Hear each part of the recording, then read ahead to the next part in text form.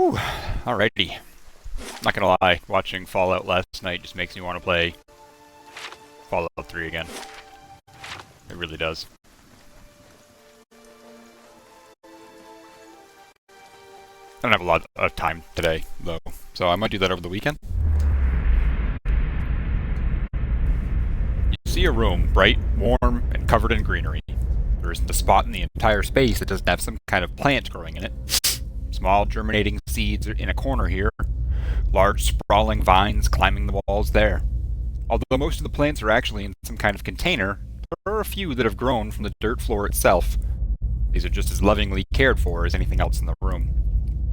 This man wanders through the plants, smiling at each and every one, an old pipe clenched between his teeth. Stopping next to one, he touches the leaf, lifting it up to look at the underside, then gently rubs it between his fingers. He takes a small handful of the soil it grows in and crushes it with his fingers. Satisfied, he drops the soil back into the pot and continues to the next plant. He hums a low, cheery tune as he moves among the plants, occasionally stopping to sing a few words of something to one of them. Finally, he reaches the door, having visited every plant in the room. He turns back to look at them, a look of serene pleasure on his face. Then he turns back and is gone. Thanks, Hugo. That was nice. What about you, Ronan Taronin? As you near... Yep. Oh, it's a short one. Okay. Ronan Taronian, you see a group of people standing around a wagon, transfixed on a sword as it swings in a large, graceful arc. This man holds the sword, passing it from hand to hand with a relaxed ease, making the blade dance in front of his audience. He tosses it into the air, spins, then puts his arm behind his back to catch it. The crowd claps excitedly, and a couple of them gasp, certain they were about to see a tragedy. It was a sword thrower. Despite the rains, the stalks feel dry and stiff as a locust's husk. Let's keep quiet. I'm gonna start utilizing fast mode more. Not all the time, but I think these rains be influence the crops. These guys have nothing interesting to say. I'm learning that now. Steady does it. Or am I? Alright, let's go kinda... Still gotta explore all of this, so... Nice and quiet.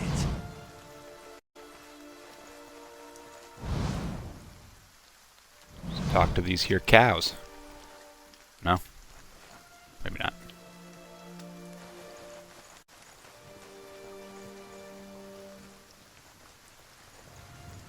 Steady does it.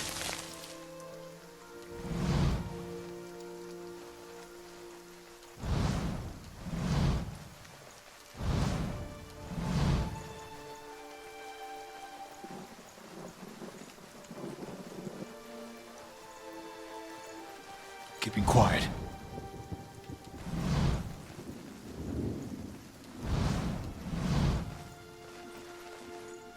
Keeping quiet. Redulfir Necatore. You see a pair of immaculately polished leather boots and an impeccably maintained goatee. Their owner, a slightly hook-nosed man with a wicked grin and narrow eyes. He bobs his feathered hat at a nearby merchant as he ambles by. A small piece of parchment held tight in his fist, ink staining his fair fingers. He seems to know most of the merchants in the market, stopping to engage some, nodding at others, and even bartering for minor goods with a select few, always smiling, laughing, and exchanging jibes. He approaches a heavy-set Oumuamua, smile plastered stiff across his face, and jokes about the weather. She jokes back, subtly palming him several gold coins. When he walks away, the paper in his hand is gone, and the smile on his face is more genuine. He tips his cap at her, winking, and trundles off with a new spring in his step.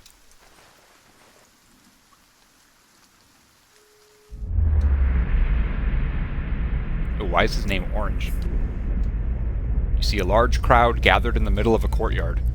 This man stands in the midst of them, a cloak pulled over his head, holding it closed around his neck. No. The crowd is congregated around a platform, and they all watch, transfixed, as a man is led to the platform, flanked by two city guardsmen.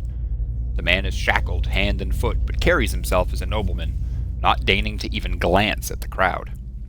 The cloaked man pulls his cover closer around his face and turns to leave, hunching over to avoid being seen. A crier on the platform unrolls a parchment and begins to read, but the man pays no attention, intent on getting away from the courtyard. The crier's voice grows louder and more intense as he reads, and voice from the crowd start to punctuate his sentences. The jeers and shouts grow more frequent, and with each one, the cloaked man flinches and his shoulders droop. He breaks from the crowd, coming to the edge of the courtyard as the crier reaches the end of his proclamation. The crowd grows silent again, save for the occasional shout. The man turns back to look at the platform, seeing his father, kneeling before the block, neck exposed. The executioner moves into position, lifting his axe to strike. The man turns suddenly, unable to watch. There is a wet thunk, and the crowd breaks into cheers and applause. He leans against the wall, regaining his composure, then straightens up. With obvious resolve, he strides away. He strides off, away from the crowd and his legacy.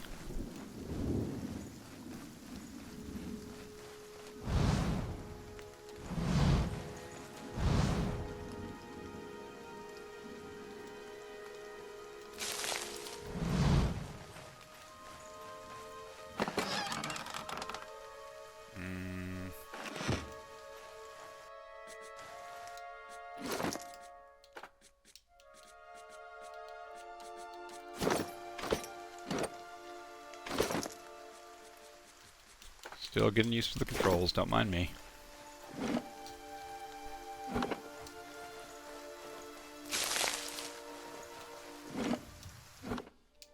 Let's check out this house here.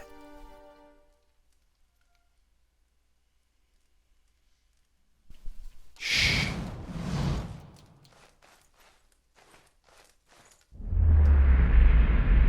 Aloth. As you near, you feel a vibrant history contained in the essence of this woman's soul. You see a crowded marketplace, vendor stalls lining the road, their proprietors' voices calling out to passers-by to come sample their wares.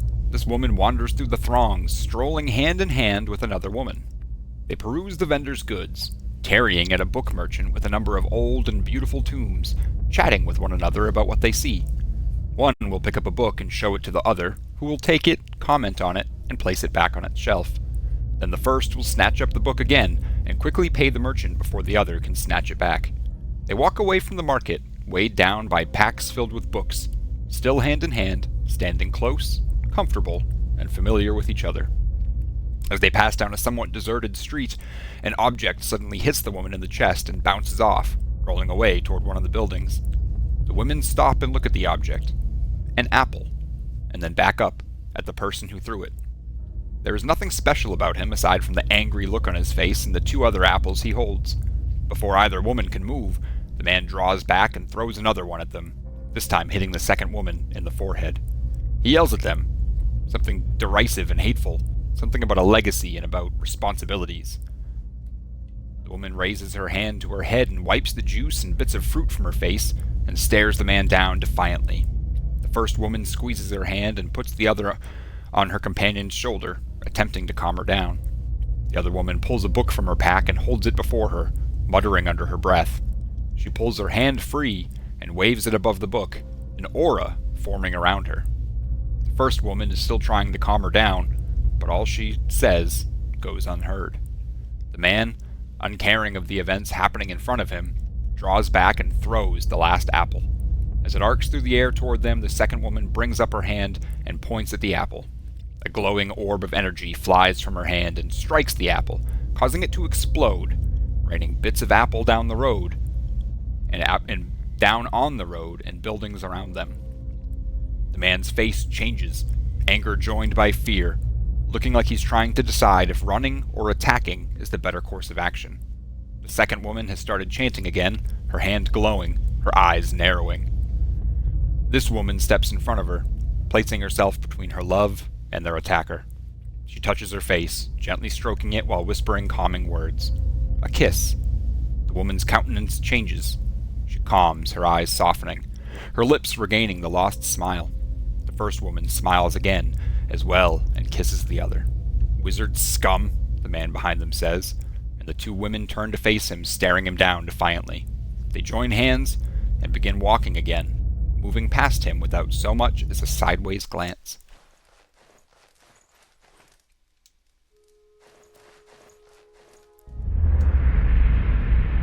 Edlin Prioston.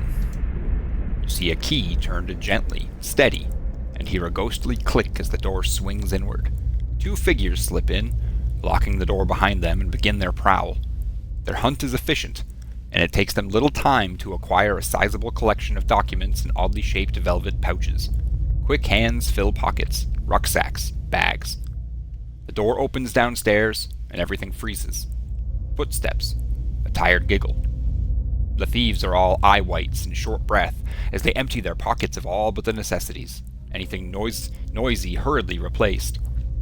Silence from downstairs, then tentative steps up the staircase. A voice calls out. One thief creeps forward, the other gesticulating wildly for him to return. He continues forward, crouching by the banister. He sees a gaudy shoe and shoves. The woman falls with a cut-off scream, rolling lifelessly to the floor below. Swearing, the second thief grabs her brother, and they make their escape, collecting whatever of value they can on the way out.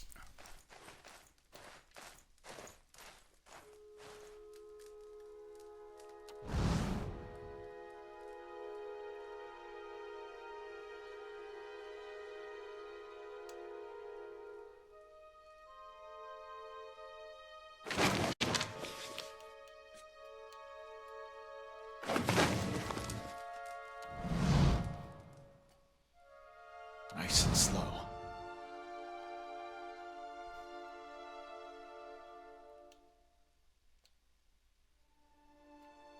Yep. Stop looking at me.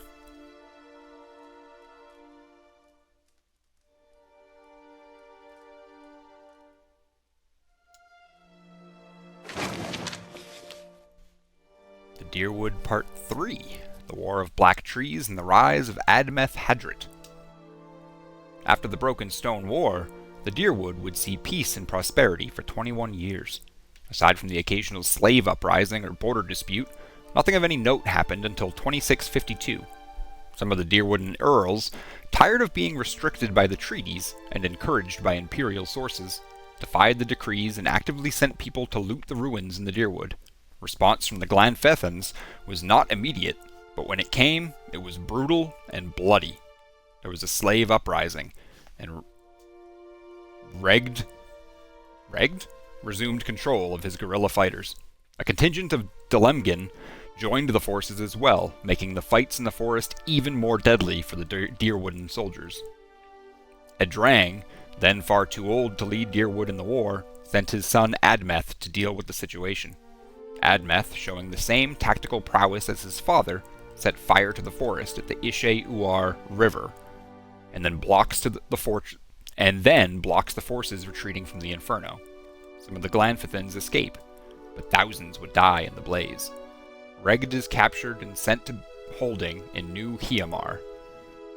The goes on for several months, and Admeth uses this same tactic many times to flush Glanfethans and Delemgin from the battlefield. The entire war lasts less than a year. The Deerwood eventually wins, but at a terrible price. This conflict would come to be known as the War of Black Trees. Tragedy struck the Deerwood in 2654 when Edring, whose health had been waning, succumbed and passed into the cycle.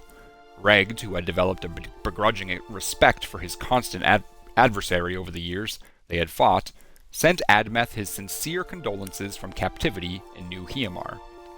Admeth assumed his father's place as Gref over the Deerwood. The other earls disliked this development and began publicly rebuking Admeth's decrees. In 2655, Admeth, tired of the problems caused by the recalcitrant earls, but having supported the new Valian dukes and the common folk of Deerwood, having saved them from the Glanfethans, delivers an ultimatum to the Freconing of Edér. He demands to be made a Gref Palatine. This move would give him authority and power over all the earls, their holdings, and their titles. Deerwood would become a Palatinate instead of a Grefram. The Freconing, who did not want to have to deal with a rebellion while trying to establish a hold on the Vorla's trade network and raid Ceres, begrudgingly agreed to Admeth's demands. Admeth would use this new power to bring all the earls in line. As a trade-off for being given the power, Admeth put money and resources into all of the Dyrwood's ports to increase shipping traffic. In turn, this increased the Frekoning's income. Under Admeth's rule, the Dyrwood saw 7 productive and profitable years. In 2662, he did what he had been tried for many years without success, bringing slavery to an end in the Dyrwood. He negotiated the 10 Years Treaties, so called because it has been 10 years since the War of Black Trees. A timeline was established in which the slaves will be released. The owners would be compensated with money or land for each slave released. If they did not comply, the slaves would be taken and a fine would be levied against the owner. In return, the Glanfithans would open trade with the Dyrwood and cede some of their territories to the Dyrwoodan government, in practice meaning they would stop contesting the presence of those who lived and ruled there. Hundreds of Coopers attempted to rebel against this. Admeth, expecting just such a reaction, reacted accordingly, and the rebellion was quickly crushed. His agents then spread propaganda through the populace, making the Coopers' rebellion and its instigators seem far worse than they truly were. This tactic worked, and there would be no more trouble.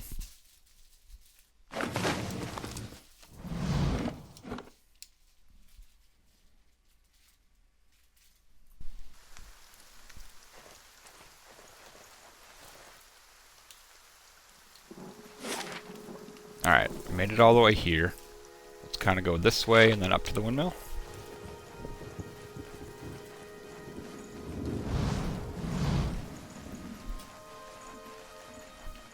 Steady does it.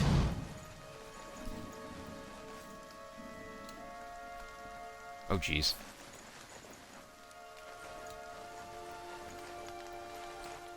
Yep. Send him along on his way.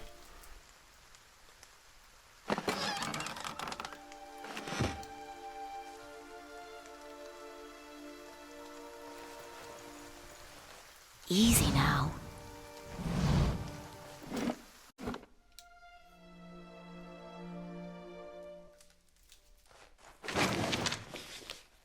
The Dyrwood Part 2, The Broken Stone War. Fairly certain I already read this.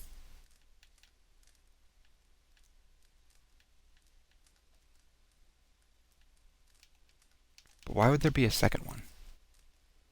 Maybe not. In 2626 AI, the group of farmers, while clearing farmland for planting, accidentally knocked down one of the ancient Audra on their land. This innocent act drew the ire of the native population and started what would come to be known as the Broken Stone War. When it was finally over, several thousand colonists had been killed, as well as hundreds of the Glanfithans. Even though the war was technically over, the Glanfithans escalated their attacks on the settlers over the next 2 years, using vicious tactics that left many colonists, several military figures, an earl, and 6 thanes dead. Unable to stop the Glanfithan attacks, the earls elected Earl Edring Hadrit to the position of Gref. Grief? I don't know what that. I think Grief.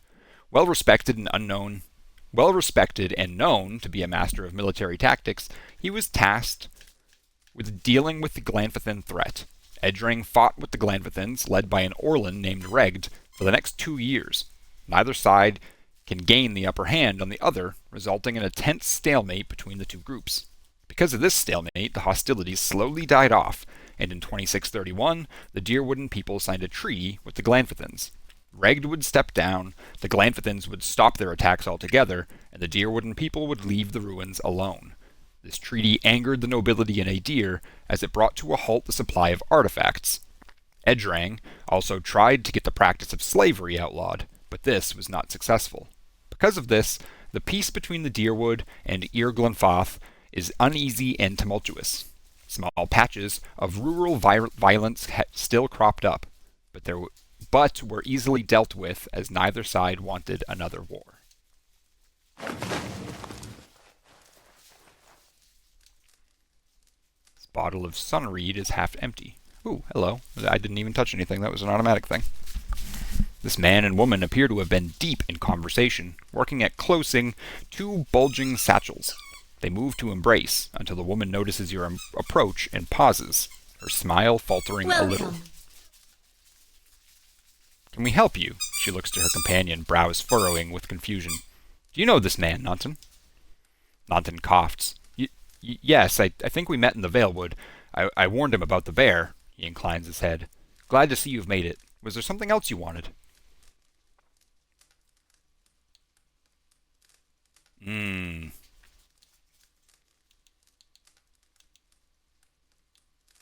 two are in good spirits for people who just lost a friend. That's unkind of you to say. I'm grieving my husband in my fashion. I'm only sorry I could not convince him to leave Gilded Vale before this happened. I'm relieved to be rid of this terrible place. That's all. It's cost me the greater of my life, and now my husband, and I'm glad to be free of it. You two seem to be in a hurry. Yes, I imagine so, Ingrid laughs. We're packing for a trip, actually. I've been meaning to visit Defiance Bay, and... She looks at Nanton. Well, in truth, I think I've had my fill of this town. Nanton reaches to take her hand. It's time for some new scenery, he says. Is there anything you can tell me about Gilded Vale? Ingrid smiles wryly. Only that you'll want to be moving on as soon as you can. You'll have seen the tree, I imagine, but the rot goes deeper. If you were looking for work, I'd say you have a better chance of it elsewhere. We're headed for Defiance Bay ourselves, Nanton adds. I have a bad feeling about these people and their friend who they killed. Guessing that they killed. How do you do? Honestly, more than the conversation, Ooh, I wasn't even crouched. What I feel like gives it away is the, the fact that I'm not stealing anything. I know that's a little, meta, but I'm not going to act on it yet. Concocted by the most daring of brewers, spirits come in many forms and flavors, but they all share the virtue of hurling everyday problems into a sea of liquid fire. That's cool, grappling hook. Probably another cinematic item. Grappling hooks can be used to anchor a rope to locations that may be hard to reach by foot. Though often used to scale high walls, they have many potential applications. The usefulness of the rope is limited only by the imagination of the adventurer carrying it. Cool. Yep. I don't know why they would have a hidden grappling hook. Seems kind of bizarre. I'd love to eat these cookies. Alright, so I got these guys, this guy. Let's head up here first, I think. Easy does it.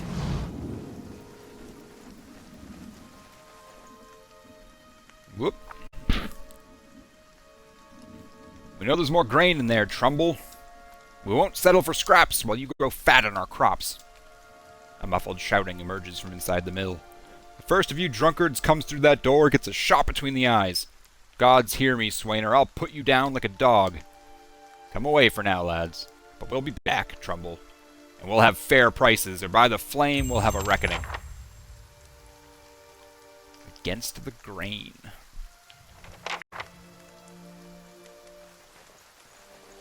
Alright, see you, boys.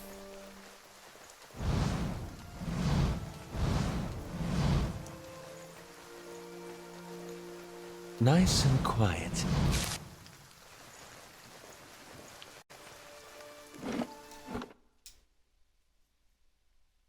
As I take a crossbow bolt to the face. An elven man stands before you, his relatively stocky build suggesting a life of labor. His face is pale and drawn, and his eyes wide. Behind him, a younger man and woman exchange worried glances. What's wrong? There's nothing even moving on the screen. What are you freaking out about? What's going on? Want to tell me what's bothering you? Want to use your words? The side eye.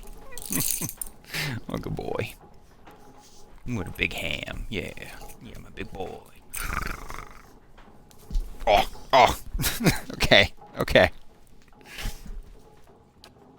You win. The miller raises a club as you enter. It shakes violently in his grip. Get back if you value your life. Hold on, I'm not here to hurt anyone. The miller hesitates, then lowers the club.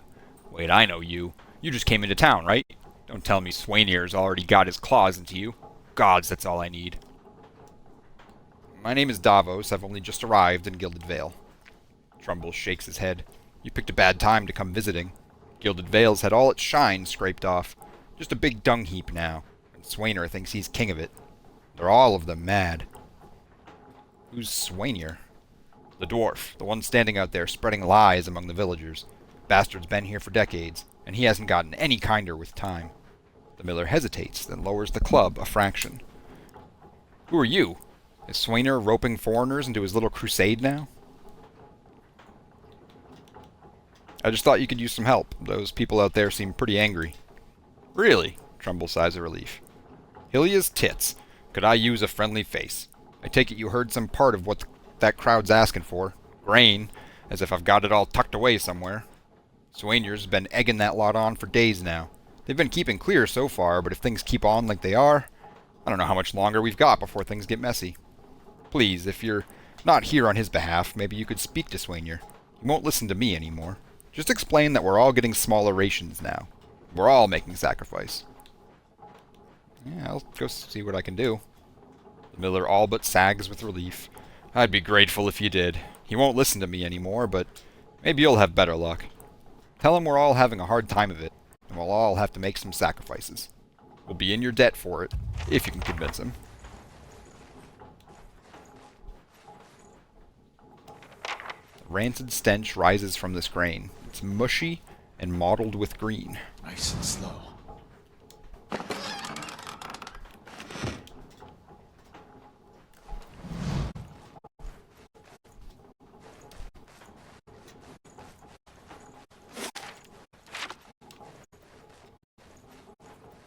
Keeping quiet. Oops, I don't know what to do. Well met, friend. I had more... Oh, you're back! Have you had any luck with Swainer? I actually had some more questions about this whole situation. Trumbull breathes a short laugh. What's to explain? It isn't very complicated. I can't pay top prices for blighted wheat, and I've barely got enough good grain to go around. Swainer's howling after things he has no right to. Seems like a pretty clean story. No. Maybe I ought to go have a talk with Swainer then. The miller all but... Yep, that's... Alright, all the same. Nothing new there. Kiru, my father's a good man. He's always done right by the town. Oofdane. I'm sure father can explain better just what's happened here. Okay. Let's move it along.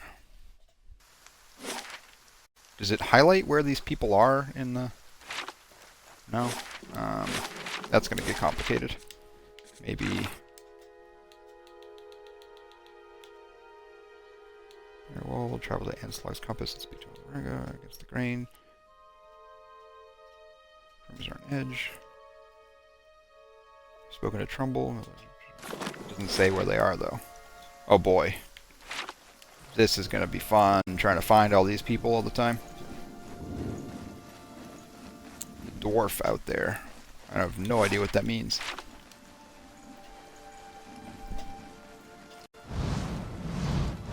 Or rather, who he could be referring to.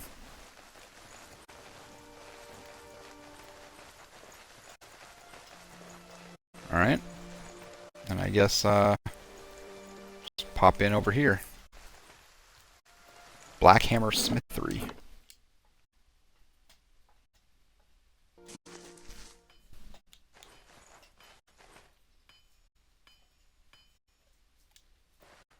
Yo. Steady does it.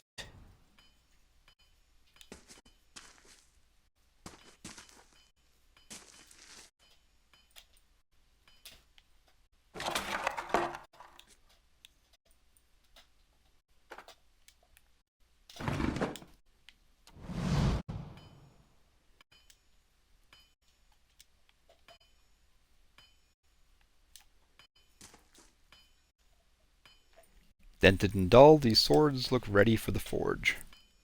Lord Roderick himself looks to the smithy for supplies.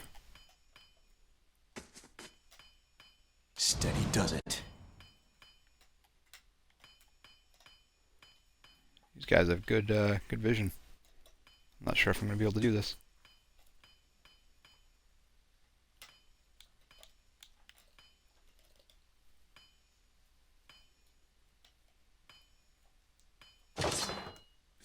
Nice.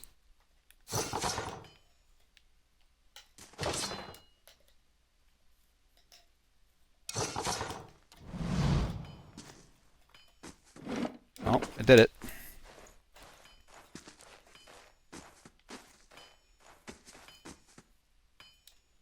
An account of Tuatanu's sales. The pages are nearly empty. Harlan Orinson. You see a man crouching, surreptitious and alone, a series of untamed shrubs, all that hides him from the vision ahead. His eyes are locked on a Delemgan, beautiful and terrible, eyes half-lidded as she hums. A bird with fantastic blue and orange plumage sits on her shoulder, trilling gently, and the man is entranced. Trembling, tentative, he stands, and the tranquility is broken by the bird's startled squawk. The Delemgan half smiles, beckoning him with twig-like fingers. She does not speak as he approaches. His mouth is dripping sounds of awe and admiration. She waits, coy and tempting, and with agonizing slowness he is before her. Then something changes. She sees something hanging limply from his side, and begins to hiss. Fingers suddenly claws and eyes black with hate. He has no time to reach for his axe or grimoire as she strikes. And just as soon as she strikes, she is gone. The only evidence of her existence, the shuddering wreck on the ground. He grabs at his grimoire, nevertheless, and begins to chant. But the words of a magical language of his own imagining, scribbled in a maniacal shorthand, ring hollow, and the silence continues unabated. He turns and shrugs at someone or something, but if there is something there, you do not see it. Dwagan Steelcaller. You see a group of adventurers surrounded by a crowd of attacking Zarips. This man is with them, seemingly unconcerned by the battle, even detached from it as he stands in the middle of his comrades, chanting, his expression bordering on elation. His voice is powerful and deep, booming out across the combatants as a rich counterpoint to the chaos of their fighting. With every phrase, the battlefield changes. His allies glow with a pulsing blue light, freezing the Zarips that surround them. A blazing pyre erupts from the ground, cutting and burning the creatures and sending them scattering. One of the fallen Zarips suddenly explodes as 3 giant grubs crawl from its corpse and attack the remaining enemies. The man continues to chant, thoroughly enthralled in the joy of the moment. Finally, the creatures have been reduced to 1. His allies stand back as the man approaches it, still chanting. He removes his hammer and swings it at the Zarip. His phrase ends as the hammer connects with its head, punctuating the spell and bringing his song to an end.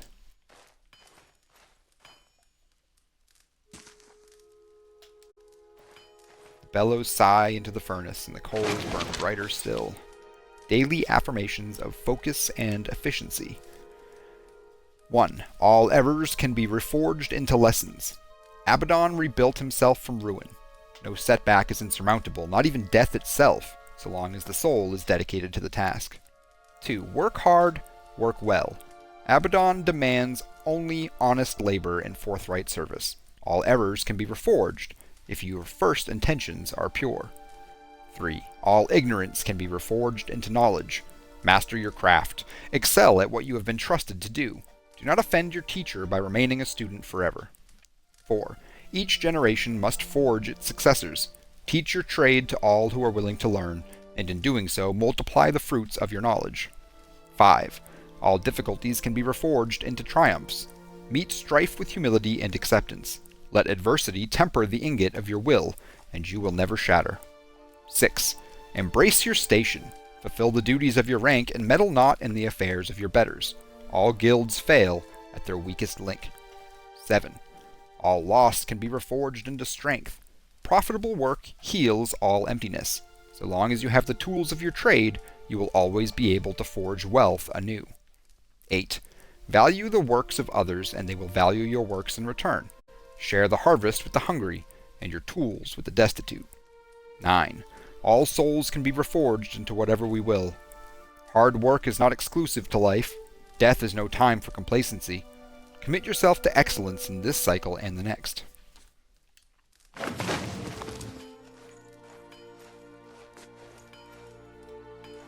Don't tell Tuatanu, but I think Dunstan over in First Fires might have the edge on him. Oh, your apprentice thinks that someone's better than you. No bueno. Alright, well, let's talk to Tuatano. I've heard a lot about him. This Amuamua man is of an impressive build, towering above the countertop. His skin is the dusky blue of the deeper oceans, and his thick arms boast corded muscle. Small ears frame a square-jawed face coated in smeared soot and arcing black tattoos alike. He offers you a broad smile as you approach. Welcome! You're the first new face I've seen in quite some time. What can I do for you? What do you have here? You come to us at a strange time, I'm afraid. The stock's not what it used to be, but we've fine weapons and armor to offer yet. All forged right here at the Black Hammer. What happened? We just don't have the supplies. Been expecting the next delivery for near on a week now, and haven't seen a sight of it. Have to expect they were hit by bandits. The road out east is crawling with them. Or my workers ran off with the wagon themselves, maybe, to make some coin. Tuatano snorts. As if that lot would dare.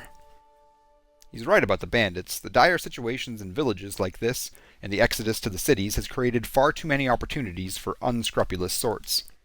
Tuatano scratches his jaw, thinking. If you happen to be headed that way, maybe you could keep an eye out for a supply wagon. Or my shipment, at least. They'd be cutting through the Black Meadow, I expect. Only good road for it. As it is, most of our weapons go to His Grace, Lord Raedric. Tuatano glances at the nearby guard. And that's as it should be. But it doesn't leave much for outsiders. We just don't have the iron. Where was the wagon traveling from? We send the wagon up the New Hiamar with weapons, and it swings around through Logholm and the like to purchase supplies. Shortest route back is through the Black Meadow, and then north through the Wilds. Tuatano shakes his head. Had a trader come through with word that they'd made it to Logholm, but haven't heard a thing since. I'll see them back. No, I'll find your supplies. Tuatano nods. Then you have my thanks. You bring those supplies back and I'll have plenty more to offer you. A discount to start. Oh, and if you find my workers, tell them to hurry it up, or they can take up farming instead. Good day to you. Good to see you again. Afraid we're still running low on goods, but you're welcome to look at what we have. I'd like to see your wares, please. Of course. You won't find finer anywhere else. Just not a lot of it, right?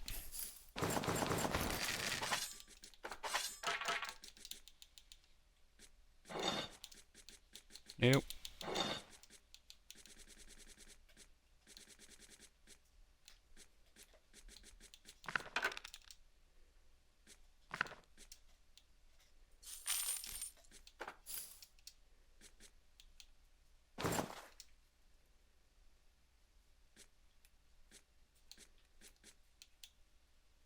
I need to compare that. Alright, let's compare for him. Oh, it's the same thing. It's Crush versus Pierce, and I already have Pierce, so let's keep with the Crush, even though it makes him... Actually, a wand might even be... It's two-handed, so it might even be... What's the word I'm thinking of? Melee, which would be unique, but... Good day, stranger. Alright, now let's see what this guy has. Hello, rings that I cannot afford. Holy crap, those are expensive.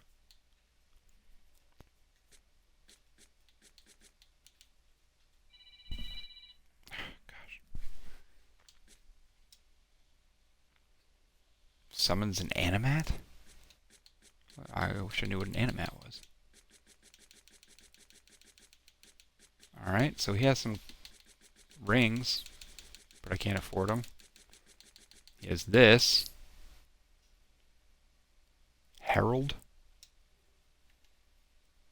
+5, all defenses, and a friendly aura. That's cool. Can't afford it though. Can't afford any of these. Holy crap. Why bother even looking at them if I can't afford them?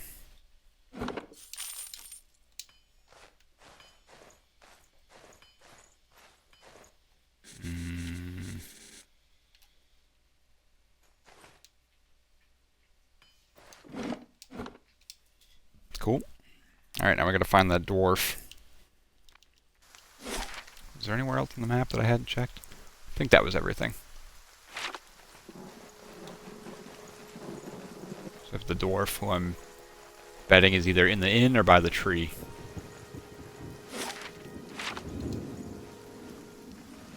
Oh wait, have I checked the temple yet? I have not been down into the temple yet.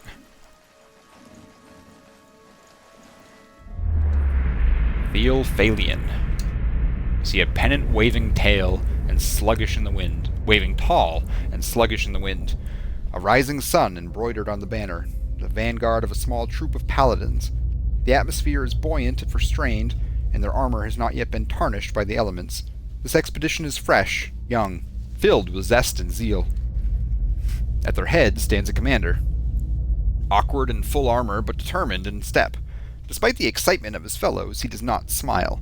There's a twist to his mouth, his countenance grim. He grows up a hand, halting his troop. Silence falls among them, revealing a dark thunder deep and low. He orders them to ready their weapons and spread out. Eyes dart from horizon to horizon, necks twisting to see the source of the sound. In the distance, dust and lightning rise from the ground as Stygian clouds race towards them overhead. The soldiers stand, only the staccato movement in their breath betraying their nerves. The commander closes his eyes, calling a blessing down on his troop. Invigorated, invincible, they wait as the enemy draws nearer, poised to attack. Alrighty. Still gotta go down into the... Oop.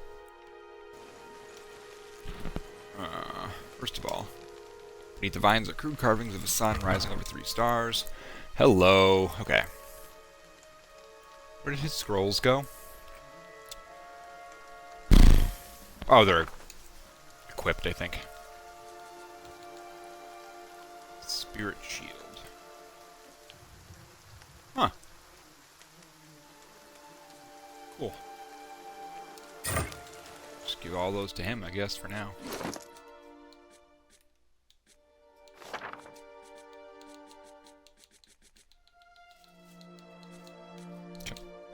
Can I look at... How do I... Thank you. Jeez. Alright. Level 2, level 2. Alright. Let's all of us go down there.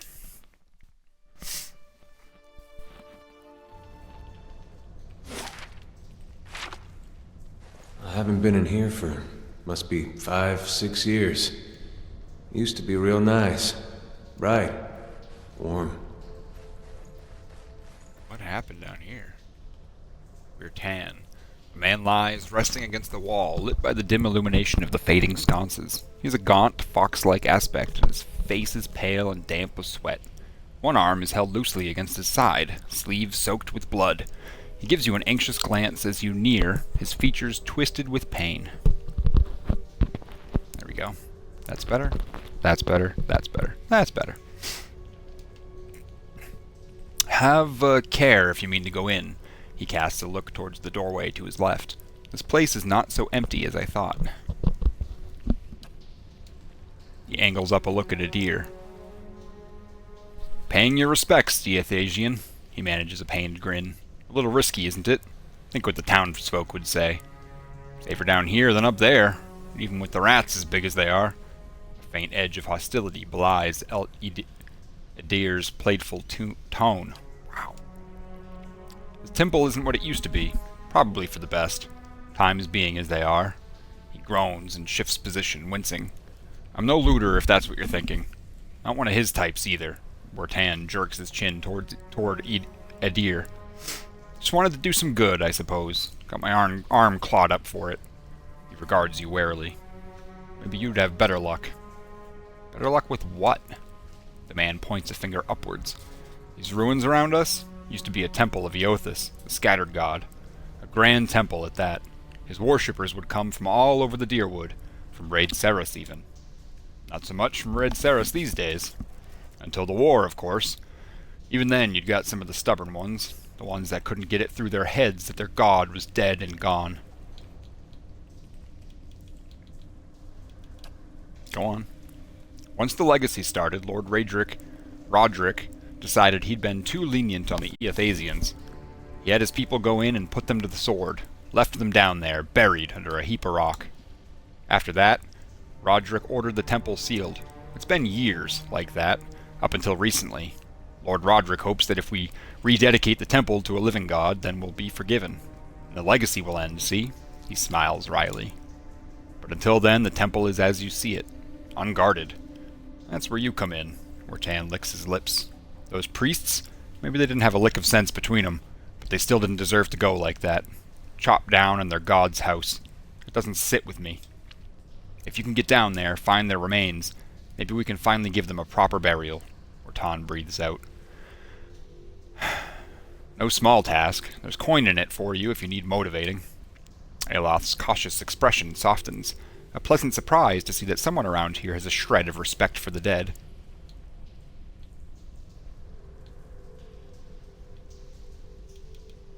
I take it you weren't supposed to be in here.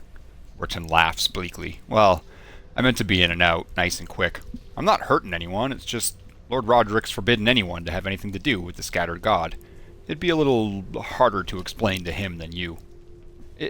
It's a good cause, though, isn't it? And you could make some coin in the process. I do have questions. Yes? Why can't you do this yourself? Clearly he's bleeding out on the ground.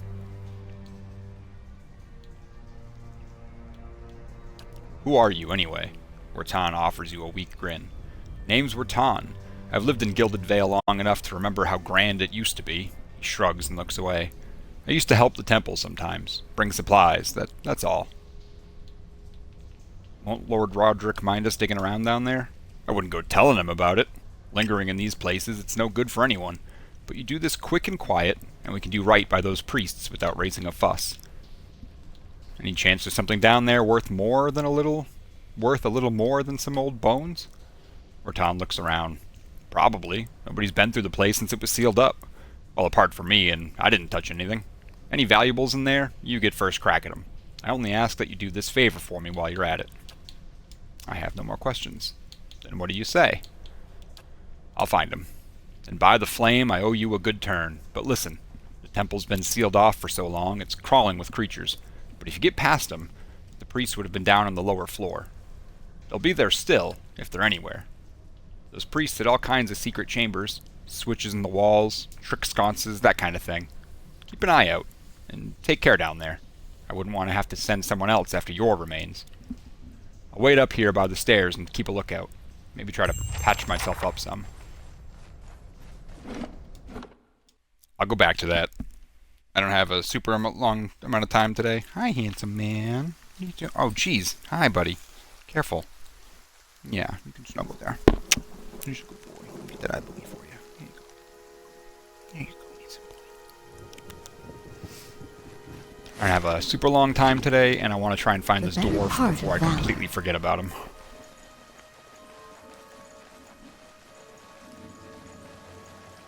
Oh, freaking check out by the tree. It's probably not up by the tree.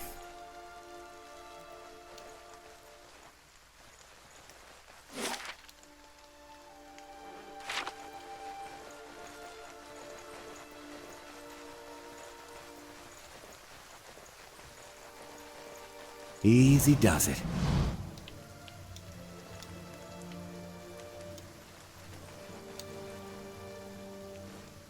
I shall be discreet. Okay, there we go.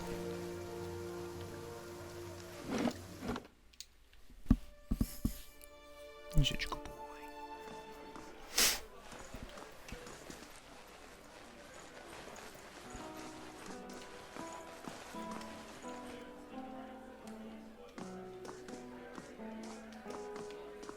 Howdy do. There he is. Don't know who you are and don't much care. Keep walking. We're not here to chat with foreigners. Aloth narrows his eyes. Careful. Looks like they're cut from the same cloth as those rowdies who attacked me. He wrinkles his nose. Smells like it, too. I saw you outside the mill. What was that about? Well, someone fancies themselves a meddler, eh? What's that about? It's about Trumbull thinking he's king of the town on account of he's got the mill to his name. The dwarf's jowls quiver with rage.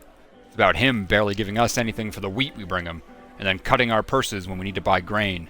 It's about farmers going hungry while some bastard gets rich off their crops. That's what it's fucking about. Now shove off.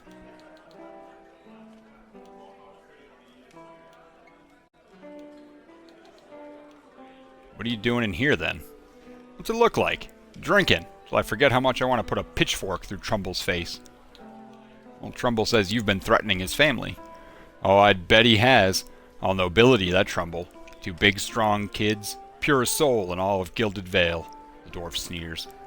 Coward sending out messengers to handle his business? Well, you can go and tell him we haven't had a solid meal in days on account of him. And we can't even afford a good drink on account of him. But we won't be bullied by some foreigner on account of him. What if I buy you all around? Will you talk to me then? Swainer considers it, briefly. He looks to the others. Fair enough. You bring us something to wet our throats. It might be I'll feel up to trading words.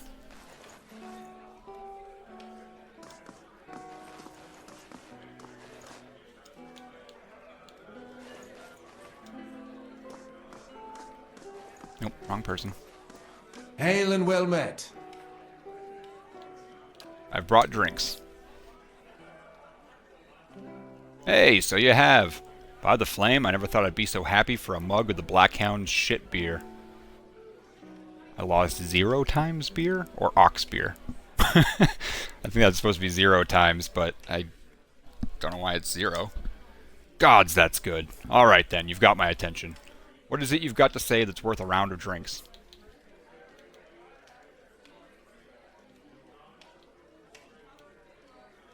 Maybe you could tell me more about what's going on. Like I said, the miller's in charge of the grain prices. He says they're fair, but I know for a fact that folks like Offra pay half what we do. The dwarf sighs. And maybe we've been a bit rough with them. But what are we supposed to do? We can't keep paying. We're going to starve, and do you think Trumble's going to be sorry about it when we do? Maybe I could go talk to Trumbull for you. Ah! You think you'll get through to him when we haven't? The man's thick as peat bog. I hear he got his soul read. Found his kin used to grow sunreed trees for their Edéran lords up until they figured out their side was losing. Explains why his knees still ache to bend to whatever lord or lady crosses the road. He'll be holed up in that mill for days, the coward. The dwarf eyes you consideringly. But here, if you want to give it a shot, then good luck. We'll owe you one if you manage it. I mean, that's fair. Like, they're not asking for much. I just gotta figure out the truth of the situation. Like, are they just being dicks? Like, he has a good point if there's not a lot of food. You know, I understand where he's coming from. That's all I'm trying to say.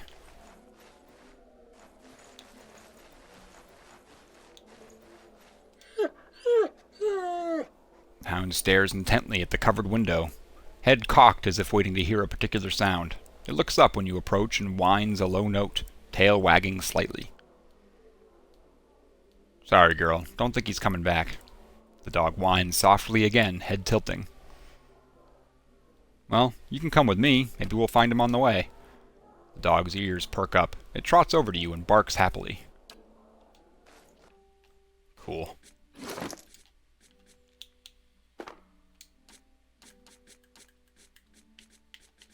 Does that do anything, or do I just have a dog following me around?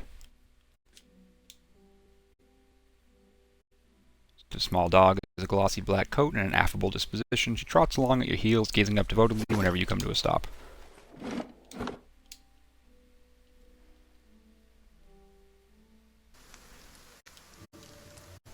Yep, just follow me around. It's cool.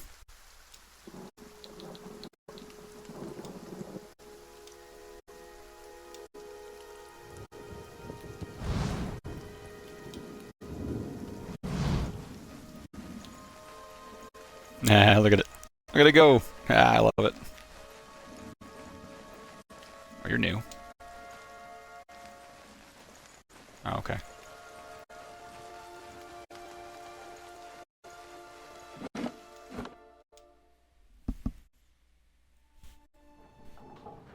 Sweep up.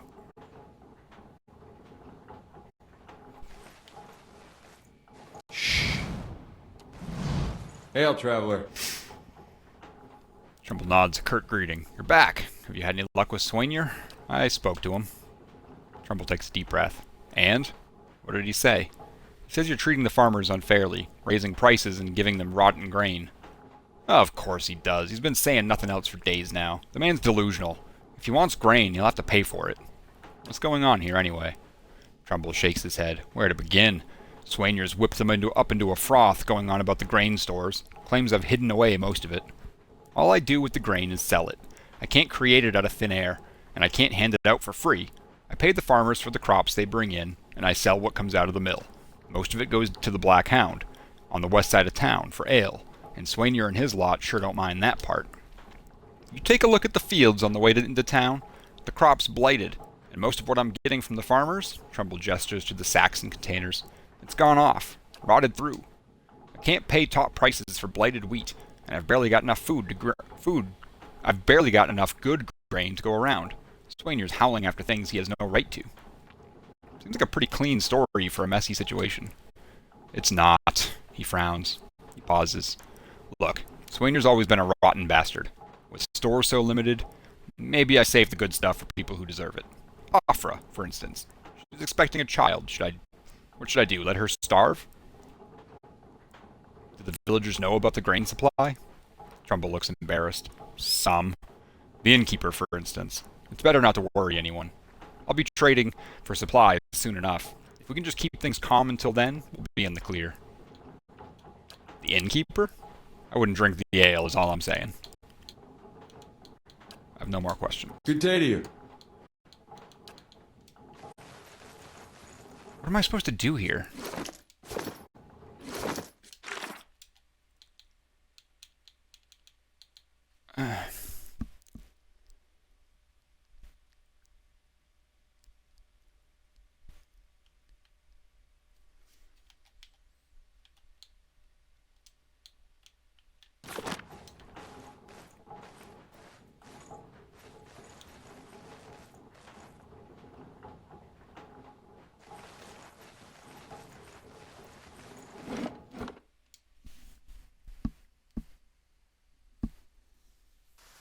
I honestly don't know how to handle this situation. I don't want to just straight up attack the dude.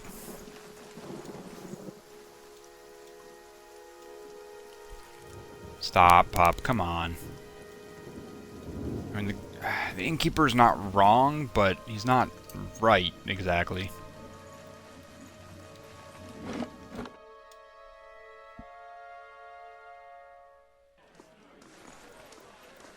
It's a tough one, that's all I'm saying. Good day, Talk to the stranger. innkeeper.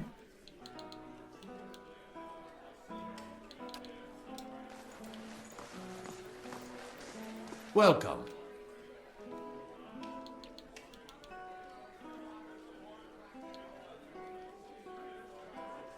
Let's try this. Look, there's no sense in threatening the miller. You have him up against the wall. Maybe you could ask some of the other villagers for help. Is that gonna, like...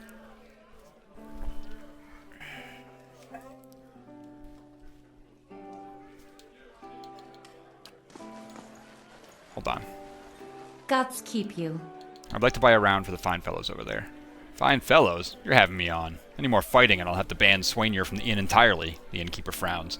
Until then, it's 6 copper pieces for the lot. Can't we skip the payment? It's for a good cause. Oh, no you don't. I've been fooled often enough. Giving them a jolly evening's worth is hardly a good cause. Pascal laughs. However they convinced you, believe me, it's not worth the copper pieces. Well met, friend. Let's just do it. Right then.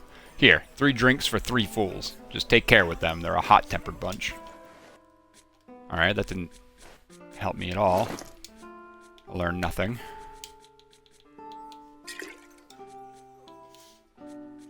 No, I don't want that.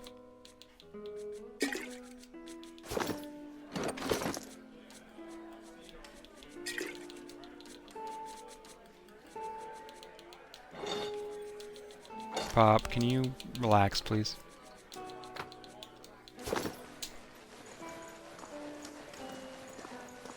Hail, traveler.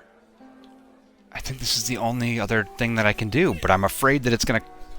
It sounds like it's gonna cause them to get the other people to, like... bully the miller into lowering the prices. Which maybe that is the right thing to do. I'm gonna go talk to this Offra person. I think that's her? Yeah, okay.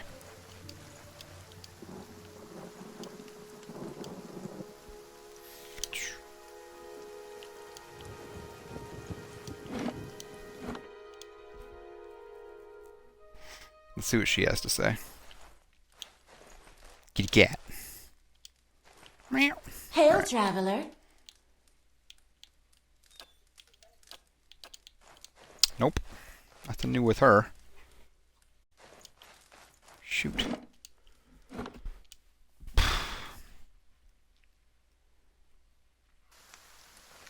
They'll never know I'm here.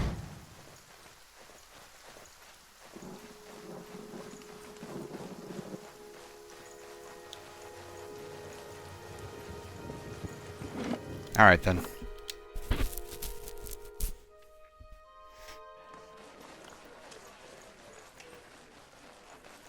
Welcome. Look, there's no sense in threatening the miller. You have him up against the wall. Maybe just ask some of the other villagers for help. Swainer eyes you for a few long moments, drinking deep from his mug, and he sighs. You're right. If things go on like they are, we're just going to end up hanging from that tree out there. He looks to his comrades. Tell Trumbull we'll leave him be. Don't know what we'll do now with the crops failing. Haven't got another trade to speak of. Think Pasca needs a hand around the inn? Okay, that worked out better than I thought. To me, that was like implying that, like, you know, hey, go grab the other villagers and, like, strong-arm the miller, you know? What it was really implying was, hey, the miller can't help you. He's doing the best that he can. Why don't you go talk to some of these people that he's helping and see if they can help you? Which is a much more amicable solution. It's the dog now. My dog is going crazy about the dog in the game. This will be a permanent feature now. Just him staring. Good day to you. Alright. I spoke to Swainer and convinced him to leave your family in peace. Why, that's... Really? That's great news. I wasn't sure you'd get through to him. They're out of their minds with that drink half the time. I owe you a great debt. Here. He pulls a coin purse from his hip and pushes it towards you. Today's earnings to show my appreciation. And you can be sure I'll let everyone know what you've done for me.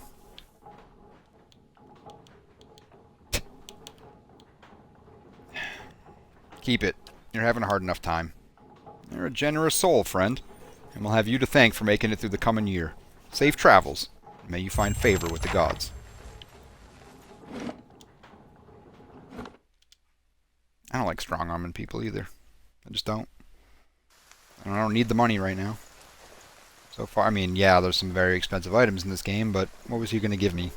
He's a frickin' poor farmer. You know?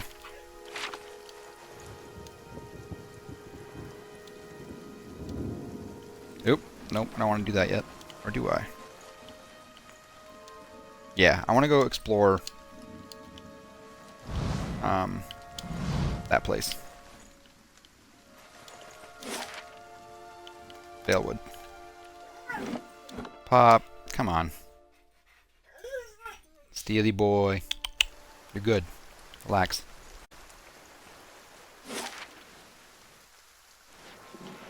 There's ruins, there's our camp.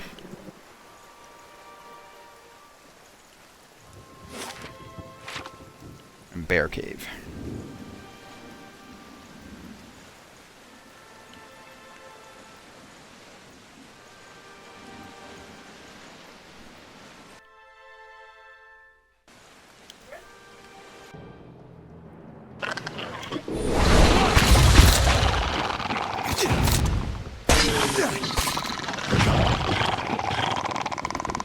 Why are you just sitting there? Who was that? Was this person?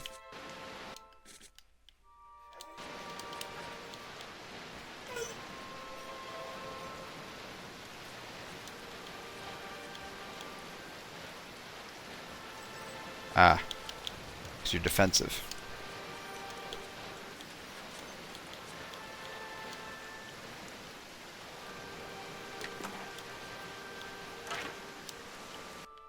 Wait, was that like a tongue? Yeah, in Zarb tongue. Huh. It's funny. struts and supports are large enough to be the ribs and vertebrae of a dragon.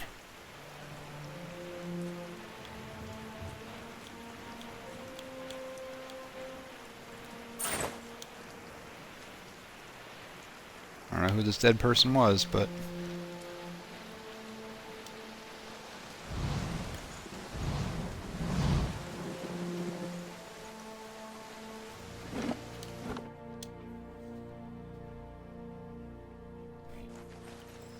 Alright. Whoop. That was quick. It's just the one bear? Oh gosh. Oh. Well, that's not good. What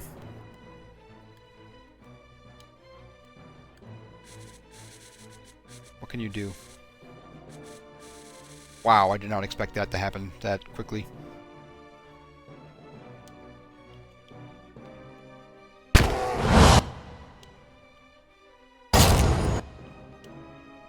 It's not gonna help, is it?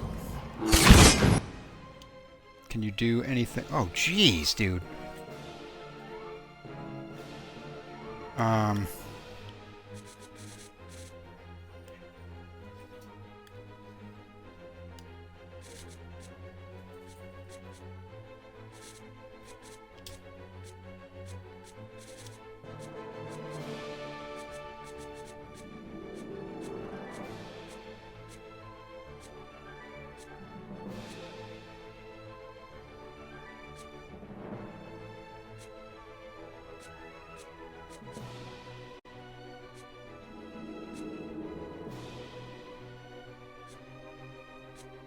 Should have done one of these.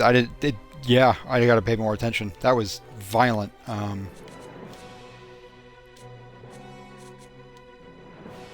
Shoot.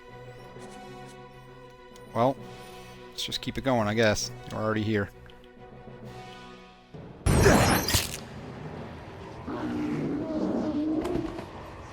Oof. Yikes, man.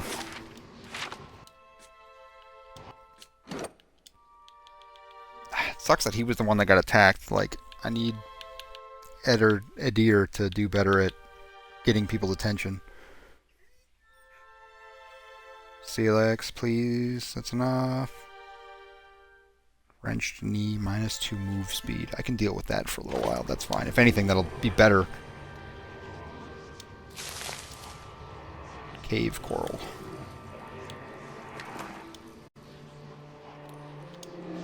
Found across the regions of Galanfoth and the Gearwood, bears are formidable predators. They are among the beasts most highly regarded by servants of the god of the hunt, who often seek out the largest and most deadly of the species to prove their skill. Bear hides are highly valued, and the claws of the eldest among them are often strung into necklaces and totems, marking the wearer as a hunter of worth.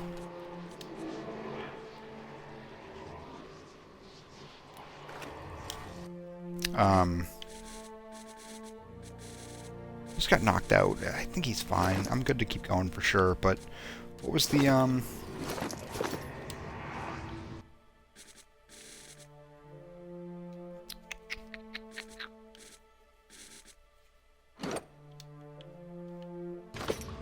what's I just gonna do? You.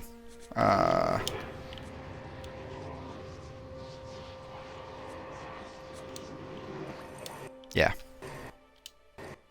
Just keep him focused on healing.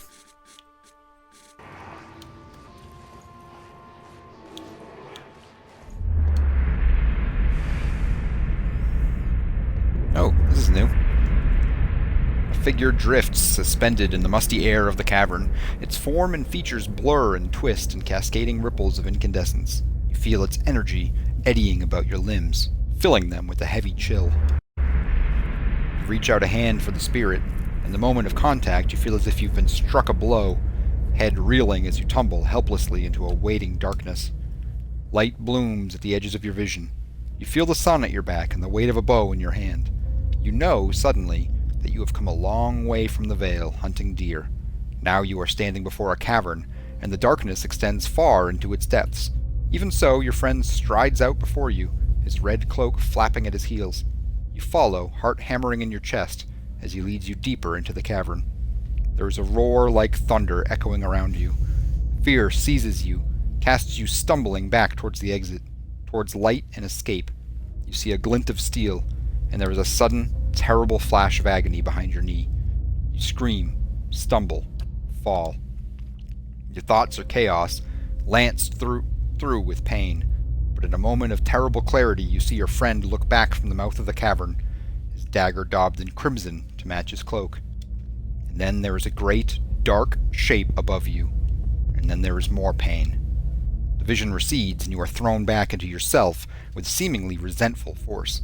The corpse lies at your feet, and the specter lingers. In the span of energy between you both, you feel a sense of questioning, of confusion, of anger. I met him on the road, your friend. A sudden lashing anger emanates from the spirit. Rage and grief seem to pour from the gleaming figure like smoke. I'll find him and see that he answers for what he's done to you. For a moment, the spirit seems to burn bright, and your head fills with a sickly triumph. The spirit seems to weaken with the force of its own exaltation, growing fainter and fainter until you are alone once more. It's that dude. Frickin' knew it. Killed his buddy.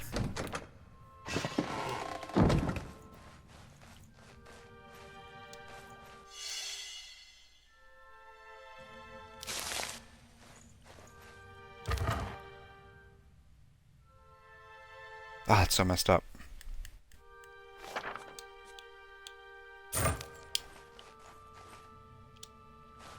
Mice crawl through eye sockets and over femurs. Cute.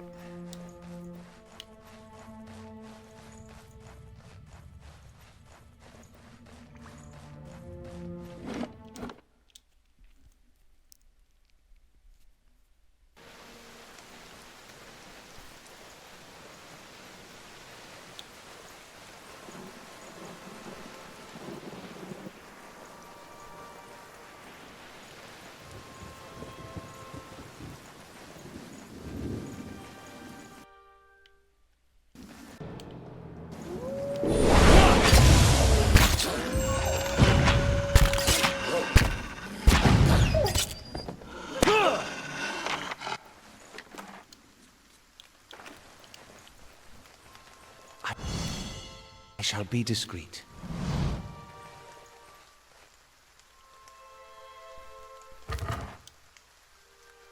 Ooh, nice.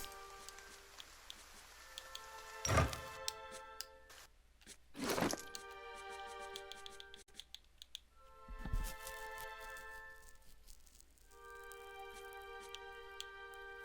feel like I should put that on him.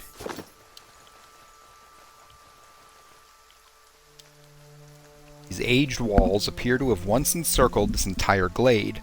Only a small fragment remains, and the stairs leading to the top of the structure have crumbled away. Let's examine the wall. The heavy bricks are slick with moss, presenting a hindrance to climbing, but the stones themselves seem sturdy enough. Given the right tools, one might easily reach the top. That does nothing again, so let's use the grappling hook. Give the grappling hook a few swings for momentum and let fly, and the hook lodges easily behind a pile of stones at the upper edge of the wall. A few tugs on the rope suggest that it will stay put. Climb to the top. With the help of the rope, you make your way up the face of the wall and over the side. Oh, okay. Let's see. Trash. Already have maximum number of those. Scrawled letter. I do not think you will ever see this, but you were right, Filvano. We should have journeyed south together and have been safer for it. I would tolerate all the gloating in the world if I might live to hear it. I have put myself out of reach of the beasts circling below, but I am done for all the same. I do not think I will rise again. Whoever finds this, pray for me. Perhaps in the next life I shall be a trapper of wolves. Huh. It's worth 0, so no point in taking that with me. I don't think. You know what? I'll do it for now. I almost want to camp. Get rid of that wound. Fylvano's Gloves of Dexterity, +2. Fylvano's Gloves of Dexterity. Nice. Though never as famed as he would claim, the Valian explorer Fylvano was known as an eccentric who wished to see the world again. Who wished to see the world. Why did I say again? Where possible, he traveled by foot to gain a local's appreciation for the sights, sounds, and smells of the land as he passed through.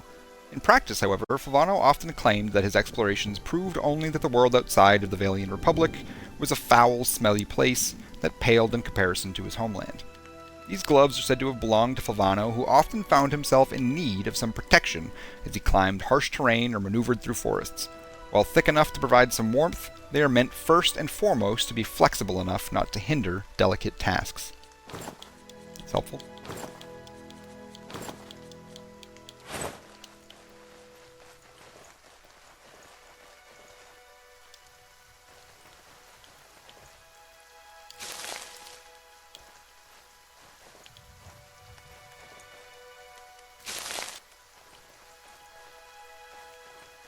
So do I rest? You know what? I'll wait a minute. I'll wait until I get back to the town and then I'll rest at the inn. What am I doing here? Come on. Can someone go through? Anyone? Thank you. From the edge of the wall, you can see an old cobblestone road turning south in the patchy trees of the Valewood. Your grappling hook and rope are still here, allowing for a relatively easy descent. Swing yourself over the side and pick your way back down to the ground level. Can I retrieve the grappling hook? No, I cannot. Alright, well. Cool. I know dexterity is helpful for him. What does dexterity do again?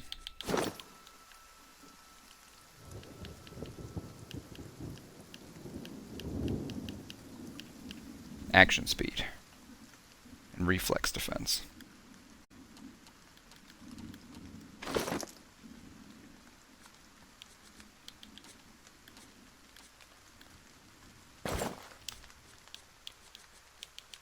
Yeah, I have this problem with balance where I'm like, instead of giving it to all, spreading out the wealth so that everyone can benefit from all this stuff, I'm just going to give all of my magic items to my main character so everyone else gets screwed. It's a really bad habit.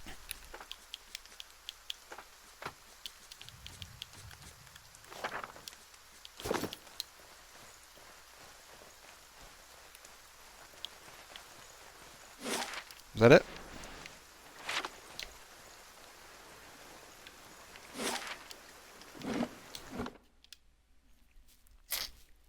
The reason I want to wait to get to the town, I know I can get a benefit from the thing, but I'm wondering how fatigue works.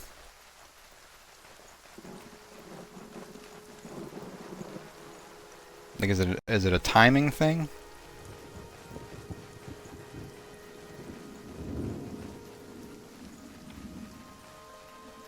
Yeah, I'll just wait a little while longer, see what happens. Well, that's not where I'm going. Where am I going?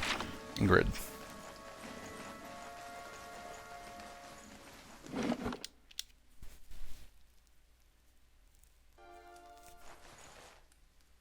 Hail, traveler. You're Naunton. Hello again, Ingrid smiles. I hope Gilded Vale has been kind to you. I know what really happened in that bear cave, Naunton. The color drains from Naunton's face. I don't know what you mean. I told you the truth of it. Are you accusing him of something? Ingrid looks to Naunton, touching his arm.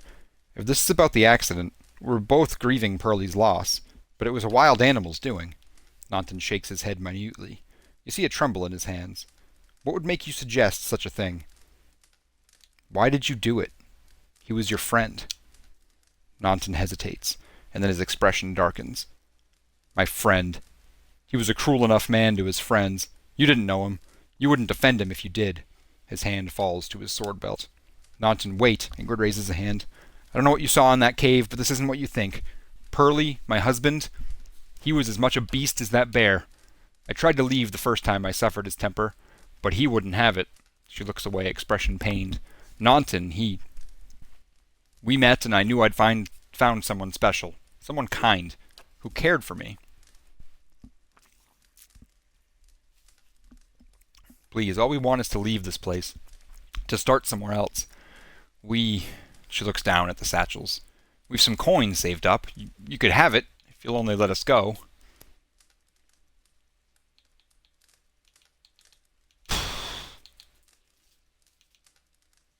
Do I just believe them?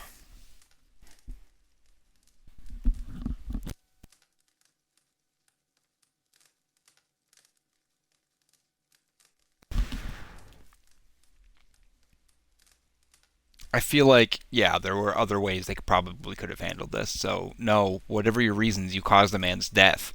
I'm taking this to the magistrate. I don't know what you think you'd tell the magistrate. A story about a dream you had? Naunton sneers. But you won't take this from us, not when we're so close. And not for that wretched Pearly. Naunton draws his blade. Well, this is your own damn fault.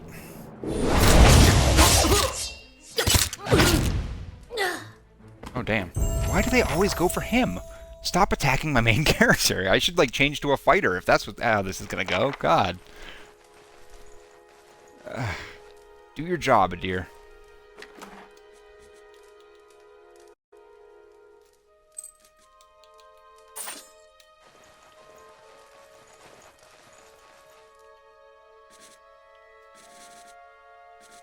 I might look that up. Like, I don't understand why they keep attacking him.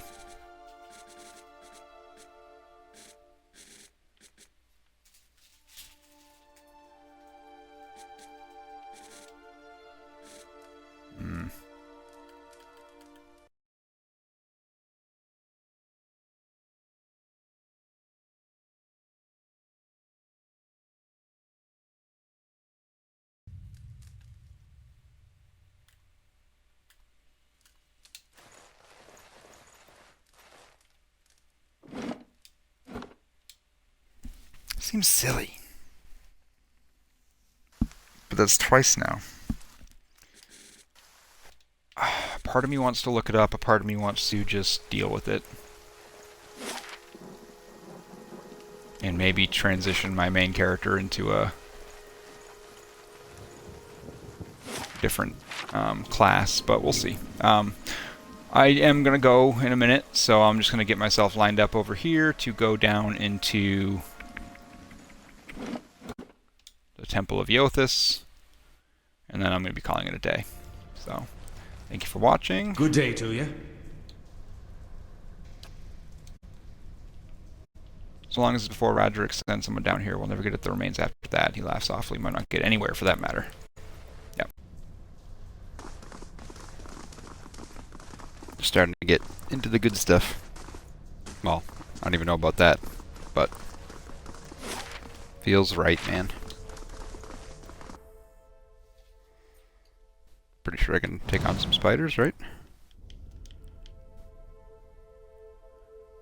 Is there? Can I? Yeah, I can. Okay. There's no way to really learn more about these things. Like, as I fight them, sure, but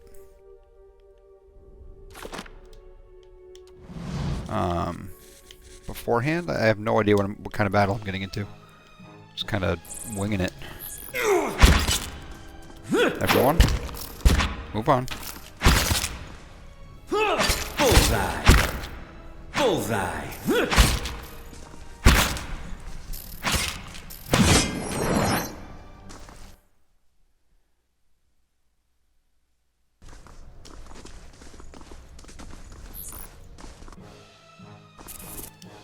Kind of stuck over here.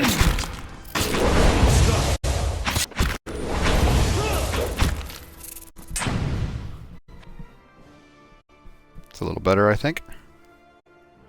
Weapon ineffective. Davos. Oh, wow. Okay. I guess, there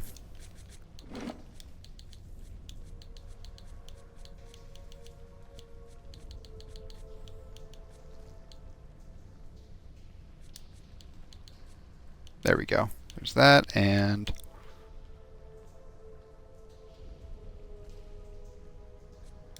yeah, I don't really know what that's going to do, so let's try that instead. Okay. Spider venom sac. Mottled venom gland of a spider bulging with deadly fluids. It's an ingredient? Yep. Turquoise, you are a gem. Turquoise is an amorphous, semi-precious stone, opaque and blue or blue-green in its general color, but often flecked with darker deposits. What are you? A letter home. Mother, I've asked Brother Edric to carry this letter to you, for he travels to New Hiamar come morning. With him goes what coin I have, and I hope it will ease the surprise of an unexpected homecoming, for I mean to follow in a few days' time. Our village is much changed, and though I do not wish for you to worry, I do not feel it is safe to remain. I know Rectress Abrica will not approve, but the letter trails off here. Wonder why that is. Whoever sat here left in a hurry. Ink has dripped across the scroll, obscuring its contents. Gotcha. What did I find that was hidden? Thank you. Ah. Oh, I wish I remember where I found that other thing that I couldn't find. I don't know if I want to touch that.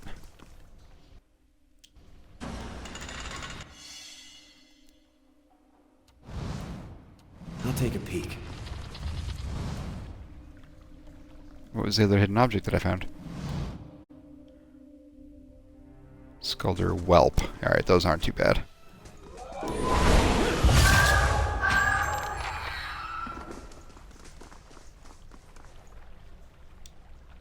These collapsed stones are pocked with burrows and narrow crevices.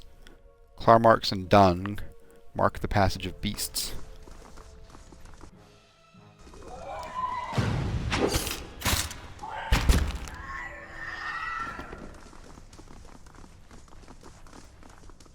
And still, they're going for my main guy. Alright,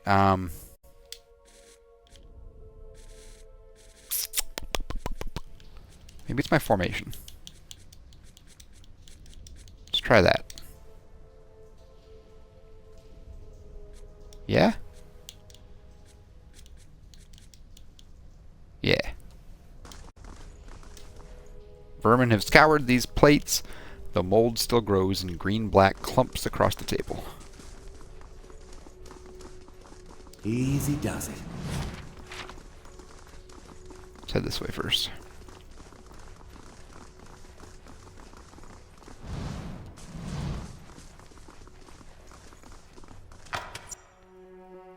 Oh, balls. Oh, balls!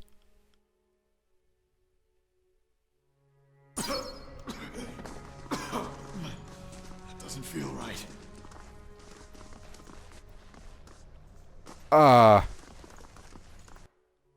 Well, thank God I set the MAME setting on. Jesus Christ. Let's keep quiet. Holy shit.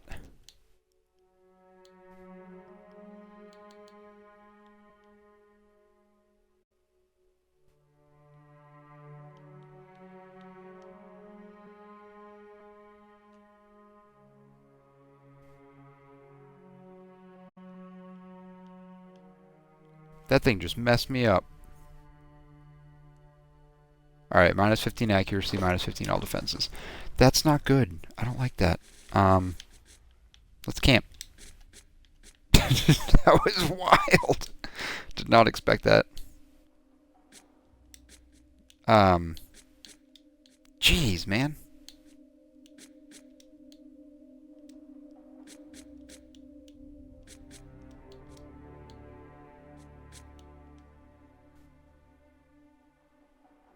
What are you again? You're in the front row, I think. Okay. Good God. That was nuts.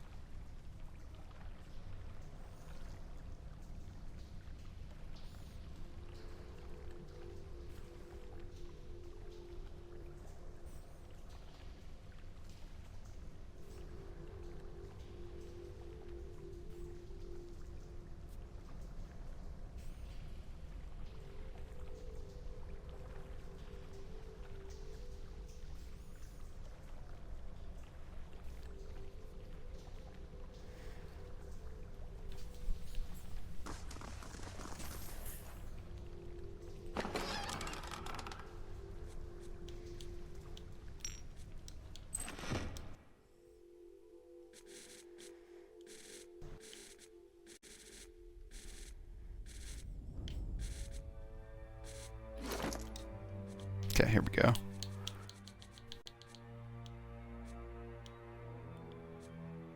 So deflection, and then fortitude, reflex, will. Cool.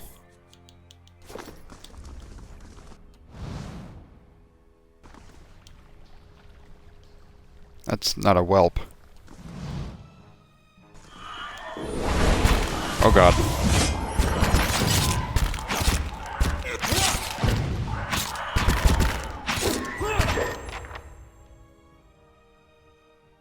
Who has low endurance? Alright, in that case, you...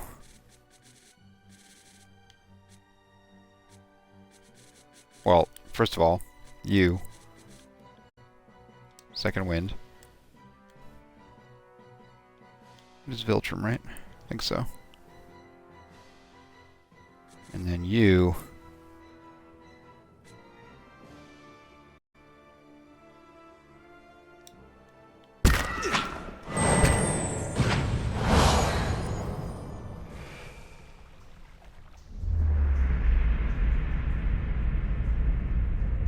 A haze fills the air, coalescing steadily into a blur of dust and mist. It gathers into the outline of what appears to be a dwarf, a shimmering echo that fades in and out of sight. But stronger than sight is the sense, within you, of a powerful energy. It roils and seethes with a grief that seems to spill into your own thoughts, tainting them until the sorrow is your own. Like a crashing wave, the energy surges towards you and into you, and suddenly you are elsewhere. Before you is a brightly lit stone corridor, lined with torches and gleaming crystals. You're running, your footsteps echoing off the stone around you. You forgot to tie your sandals, and they're slipping from your feet, fouling your steps. You're late. Again. The right's going to begin without you. You hear the tolling of a bell, and your spirits lift as you recognize the familiar warped tone of the right hand, representing the first of the dawn stars to appear in the night sky and last to fade in the dawn light. You pray fiercely that this is the first of the chimes, and not the last. The lights fade, as does the memory, and when your eyes clear, the spirit is gone. Buried secrets.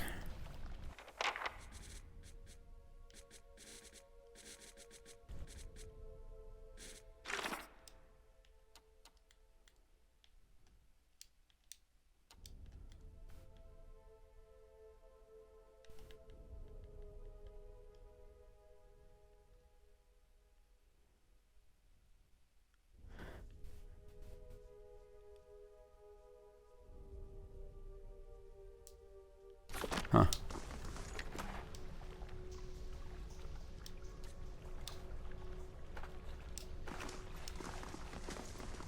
Nice and quiet. A powerful odor of spices rises from one of the dishes. Vibrant dyes and grain seeds fill the others.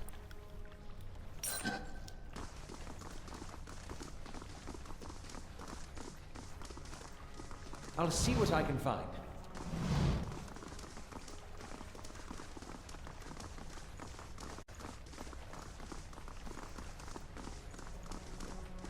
Keeping an eye out.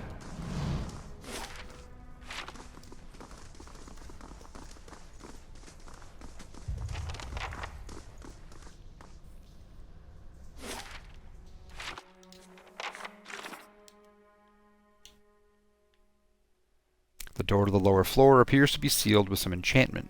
There's a set of bells beside the door which may play a part in opening it.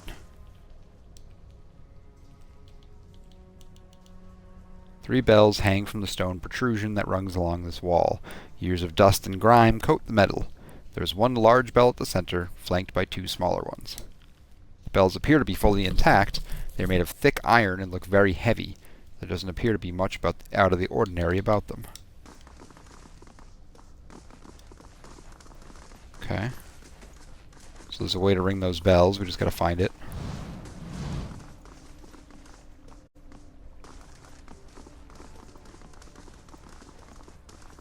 Easy now.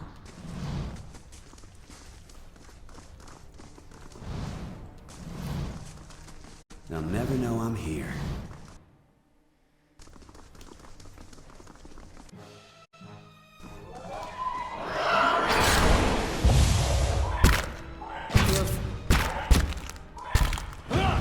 getting targeted now.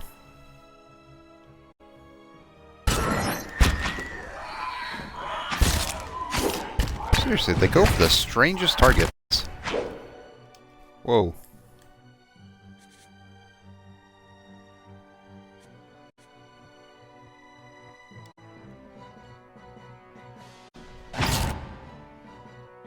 Why?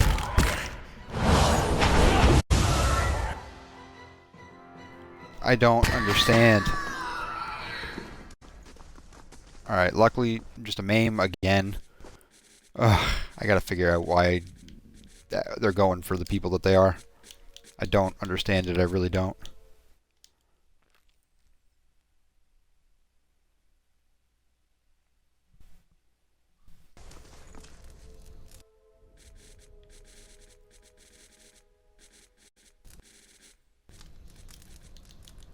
Like, she's way over here.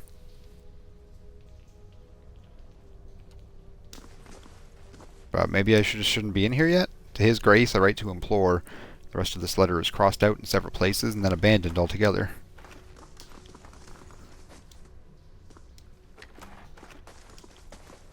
Yeah, I have the feeling that I just shouldn't even be exploring this area if I'm getting my ass kicked the way that I am. But I mean, a little bit, if they would attack the people that I want them to attack, wouldn't be having these problems. Just lying down on the ground.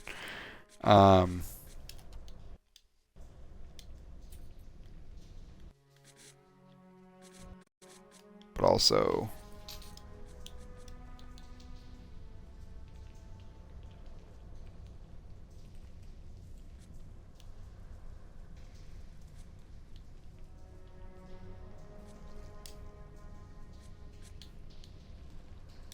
let's do defend self, and then...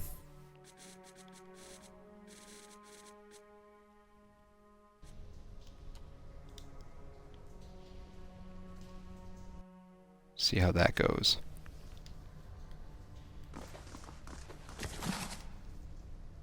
Monsters of the Deadfire Archipelago. The archipelago winds its way between the Great Eastern Ocean and the Restless Ocean, hundreds of small islands in the midst of the water. Few dare brave its treacherous rapids, and fewer still have returned to tell tale of their adventures through it. Travel between the two oceans is virtually impossible. Great storms hammer any ships foolhardy enough to attempt to navigate, and this alone should be enough to deter anyone from attempting the voyage, as untold ships have gone down, tossed against the rocks. The weather and treacherous rocks are only a precursor to the actual horror of the archipelago, the terrors of the deep. No one knows how many creatures stalk the oceans, waiting for unsuspecting sailors to drift into their waters, but we do know of some. Barbed Ravager. A giant shark that is known to ram passing vessels, trying to knock sailors off the deck and smash a hole in the hull. It has tremendous spines protruding from its side and back that are presumed to be poisonous. The largest sighted barbed ravager with survivors was estimated to be almost 30 feet long. Whoa. Winding Serpent. Smaller around than the Ravager, but potentially longer, the Winding Serpent attacks in small packs, usually 3 to 8. They have long, sharp heads, somewhat reminiscent of a barracuda. Like the Ravager, they repeatedly slam into the side of a ship, hoping to crack a hole in it or knock someone from the deck. They've also been known to swim to the depths and shoot up out of the ocean, landing on the deck, coiling and winding their way around, snapping up any crew they can before plunging back into the ocean. Leviathan. Imagine the largest whale you have ever seen. The Leviathan is at least 10 times that size. By the time a ship sees a Leviathan, it is already too late. As they rise from the depths, the water around them begins to spin and sink, creating a whirlpool. The Leviathan's body surrounds the hapless vessel, preventing escape, and as it goes down, the enormous mouth opens, pulling all aboard to their watery deaths. Pulpavir. All the creatures you've read about in this book are nothing compared to the Pulpavir. Even the Leviathan? Barely the size of a man, what they lack in size and strength, they make up for in numbers and terrifying viciousness. Their lower halves are a mass of tentacles like an octopus or a squid, but more numerous. The tentacles are long, black whips with suction cups on the underside and small, thorny barbs on the top. The sheer number of tentacles gives them frightening speed when walking on land, pulling themselves forward almost as fast as a running horse. While they vaguely resemble a human from the waist up, Any extended examination proves how wrong that assumption is. Long, stringy black hair falls from the top of their heads to cover a face taken directly from a nightmare. A wide, gaping mouth cuts across the bottom of its head from ear to ear, full of wicked, dagger-like teeth. 2 large, round eyes are sunken into its head, black as coal, shining with a malevolent fire. A small antenna protrudes from the middle of its forehead, ending in a small nodule that can glow with an eerie blue light. One can imagine a sailor, on the deck of his ship at night, looking out across the black water, blood freezing as countless lights appear beneath the surface, rising toward him as the pulpivir swim upward. Because they seem to be more octopus than man, they can collapse in on themselves, fitting into spaces no person should be able to. The smallest crack in a hull, the slightest separation between boards, offers them entrance. It is not unknown for them to slaughter an entire crew from hold up to deck by infiltrating the ship from underneath. Fortunately, they do not seem to have spread too far outside of the archipelago, but there may come a day when pulpivir attacks become commonplace. That is fucking horrifying. No thank you.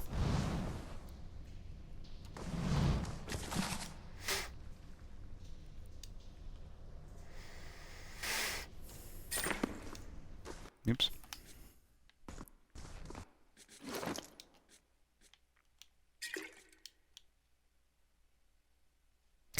Admeth Hadret Part 2, Rebellion.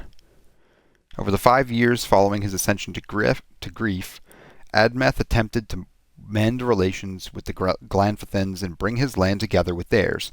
He enacted laws that restricted the taking of new slaves, allowed Glanfathins to buy their fellows out of bondage, and imposed a tax on slave ownership in order to promote the use of free labor. While there was some resistance to these new laws, the Frekoning's attention to Red Saras and Admeth's power, backed by the colonists, made it difficult for the Earls to truly resist what was happening. In 2662, in the year of the 10th anniversary of the War of Black Trees, Admeth brought about the end to slavery in the Dyrwood. He negotiated a series of treaties with the Glanfathins wherein a timeline was established for their official emancipation of all remaining slaves. Each owner would receive compensation in either land or money based on the number of slaves freed. If they didn't comply, the slaves would be seized and their former masters would suffer a substantial fine. In return for this, the Glanfathins opened trade routes with the Dyrwood and allowed Dyrwoodans to live in and near areas that had their sacred ruins, but they are, under no conditions, to enter the ruins. As a final act of goodwill, Admeth freed Galvin Regd, saying that he had suffered sufficiently for his actions. The Frekoning, seeing he was completely out of control in his own palatinate, devised a plan to get the supply of ancient artifacts running again. He approached the Earls suffering under Admeth's rule and convinced them to hire agents to raid the ruins. Initially they did so in secret, but they quickly became sloppy, eventually being caught. This breach of the treaties incited Glanfathins again to acts of violence, while Admeth researched who was behind it. With help of the Glanfathin leaders, Admeth found evidence that pointed back to the Frekoning as the source of the raids. That was the beginning of the end for Edéran rule in the Dyrwood. Over the next 7 years, Admeth and the Frekoning maneuvered around each other, playing political, economic, and military games in order to gain the upper hand. In 2668, Admeth declared the Dyrwood had had enough. The Frekoning would no longer be recognized. The Dyrwood was now a free entity and would govern itself. This started the War of Defiance, which lasted 5 years. The end result of the war was freedom for the Dyrwood, and though Duke Hadret would never live to see it come to a close, the people of Dyrwood consider him the founder of the country, nevertheless. Let's keep quiet. To his grace, oh yeah.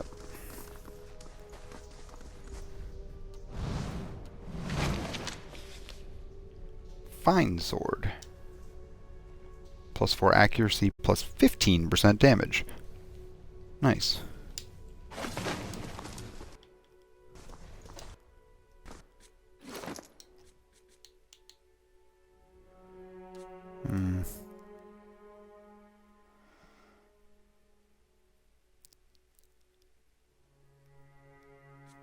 What is a spear? It's sorry, what's accurate? It's 5 accuracy, and fine is 4, but 15% damage. So, I think I want to give that to him. But that is Slash and that is Pierce.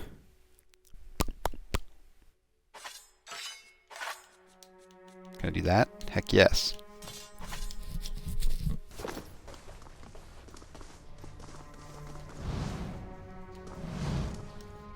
These prayer scrolls are coated in a thick layer of grime and dust.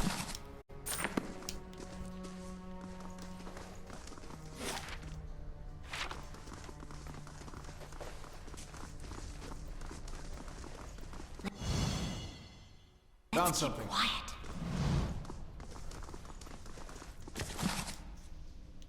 Oh gosh, okay. Great Western Stag.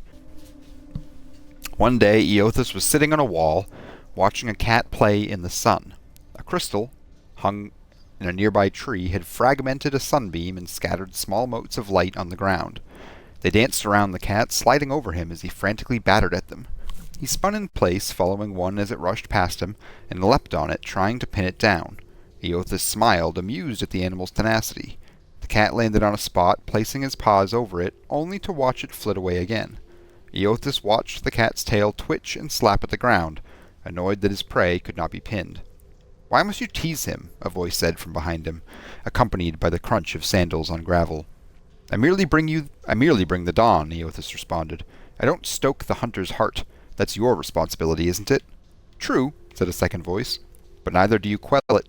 If the hunter could not see his prey, would he still hunt?" "So philosophical, Hylia," Eothas said, and turned to greet the two gods that had approached him. "Have you come to debate the parallel between sight and desire?" He gestured to the wall, inviting Hylia and Galawain to join him. They sat in silence, watching the cat who continued to hunt the sun, fruitlessly swatting at another mote, and then rolling onto his back. "I have created the ultimate prey," Eothas said finally, breaking the silence. "It can be tracked, it can be followed, it can be seen, but it can never be caught." Galawain laughed lightly. "You don't agree, Galawain?" Eothas asked. "While it's true that your creation is elusive, it's hardly can be considered the ultimate prey because it can never be caught." He paused, his brow furrowed in thought. "If that mode of light had substance, the hunter could subdue it. Otherwise it's merely a dream, truly a fruitless endeavor." "All creatures spend their lives chasing fruitless endeavors," said Hylia. "It is the way of mortality." Galawain laughed again. "I could create a living creature of flesh and blood that could never be caught. I make your dream a reality." Now it was Eothas' turn to laugh. "You propose turning a fruitless dream into a fruitless reality. How is this any better? A life spent in the pursuit of an attainable goal far exceeds any other." "But you just said no one could catch this creature.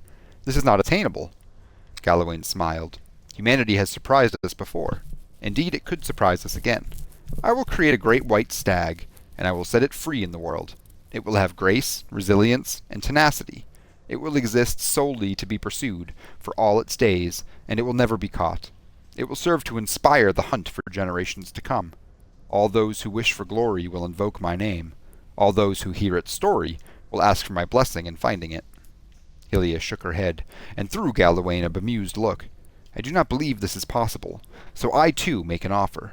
To the person who catches this stag, and they will catch the stag, I will bestow upon them its grace, resilience, and tenacity. Thrice blessed they will be, and they will ask for my blessing on the hunt, so they can obtain my boon." Galawain and Hylia took up arguing whose name would be invoked more when the hunt was on. Eothas sighed, a small smile playing at the edges of his mouth. He stood and looked to the sky. The sun had already started to hide itself behind the mountains. The cat, long ago tired of stalking the motes, had fallen asleep beneath the tree. He turned and looked at the other gods, deep in debate, and sighed again. "I merely bring the dawn," he repeated, as he made his way down the path. "It is up to you to see what I reveal." I like that. Oops, gosh dang it.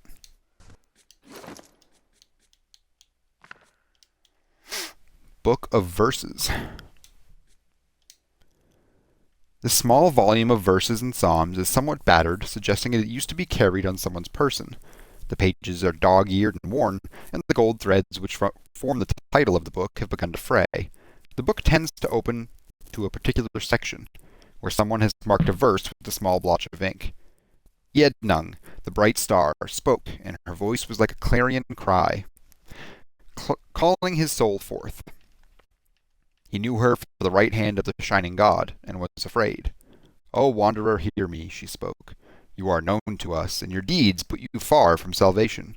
And he wept, for he knew that his sins lay bare before this great illumination.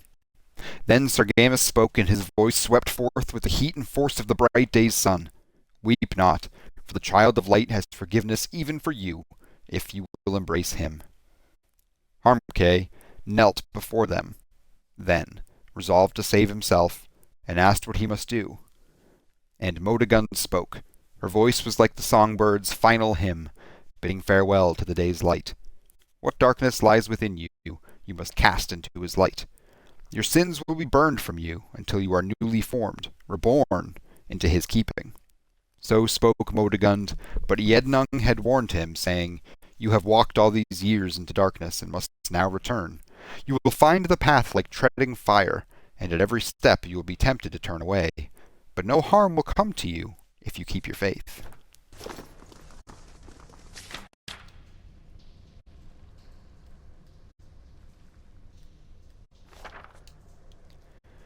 You can take that. What do I do with keys? This large silver key is a handle in the form of a stylized sun.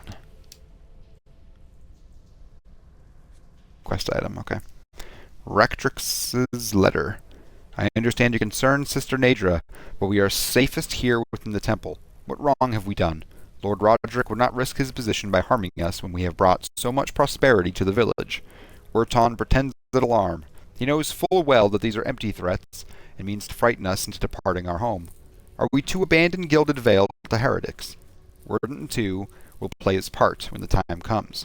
Our temple will stand long after Lord Roderick's hold is but gravel in memory. Rectrix Abrica."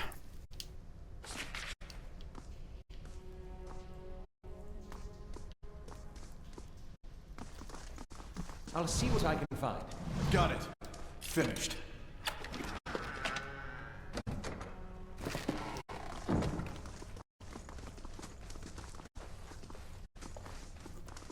I shall be discreet.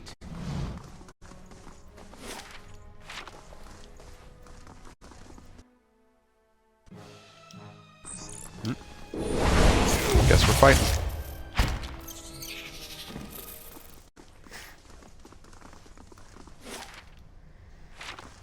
That's that way, okay.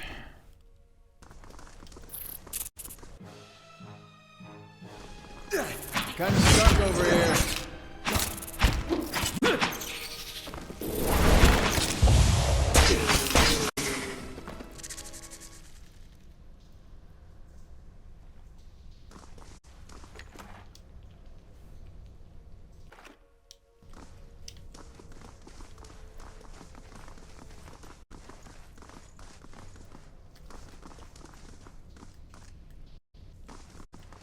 There we go.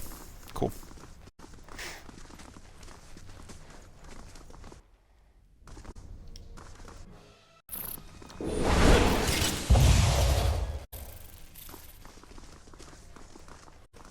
I'll see what I can find. Please don't trap me again. Oh, thank God.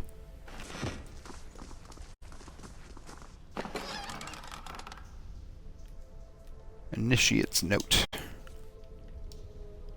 This parchment is relatively intact, but the ink upon it has faded.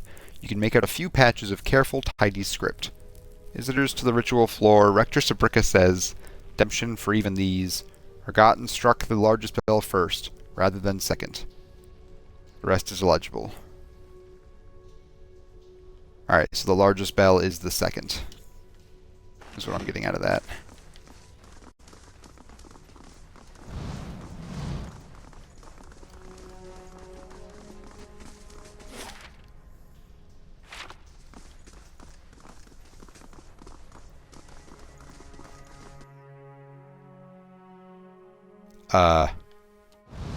That looks scary. I'll take a peek.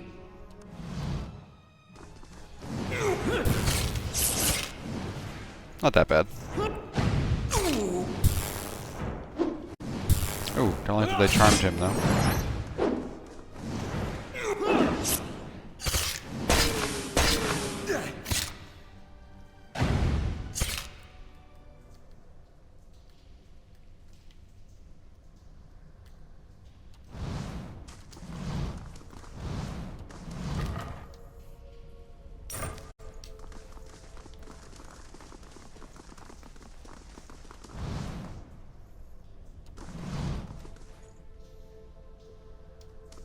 This parchment is worn and tattered, and the ink upon it faded. In this time of hardship, must have just as much faith in ourselves.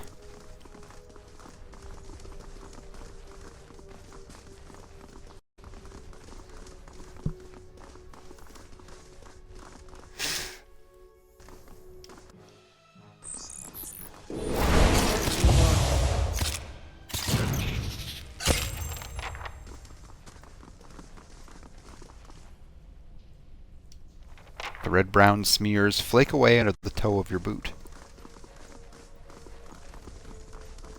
I mean, that is very clearly a fake wall, right? Like, They'll never know I'm here.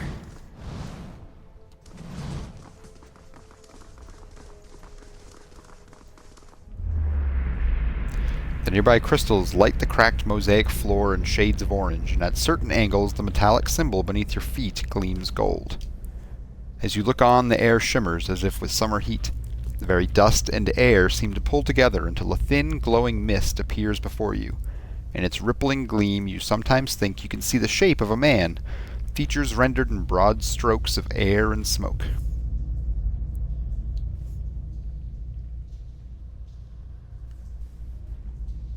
Is anyone else seeing this? Your voice sparks movement. The spirit surges with a sudden blazing light, and in the next moment you are somewhere else, your mind assailed with a sudden wave of fear and noise. You are in the chapter hall. Priests and faithful have gathered in a great crowd, spilling into the hall. Bodies press against you, surging forward to listen. Your own grief is mirrored in the faces around you. Some of the initiates are weeping. Someone has snuffed the candles, and the room is dark, save for the podium, lit from behind. 2 people stand before it, lit in silhouette. A man is shouting, voice so ragged with fear you cannot understand what he says, but the rhetoric stands calm, unmoved. Her strength will see you all through these dark times. You feel that hope, like a spark behind your ribs. Somewhere behind you, someone begins to sing. The spirit tears itself from you with sudden dizzying force, and you find yourself back before the ruined altar, swaying. The spirit fades as suddenly as it appeared.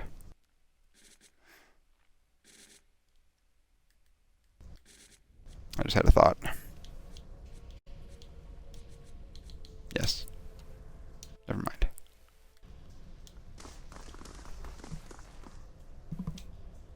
The face of the statue has had most of its features struck off, along with portions of its hands.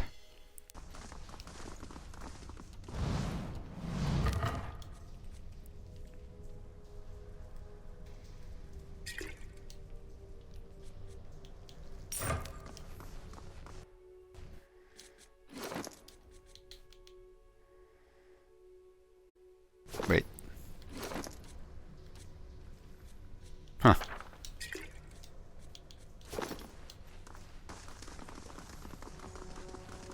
I shall be discreet.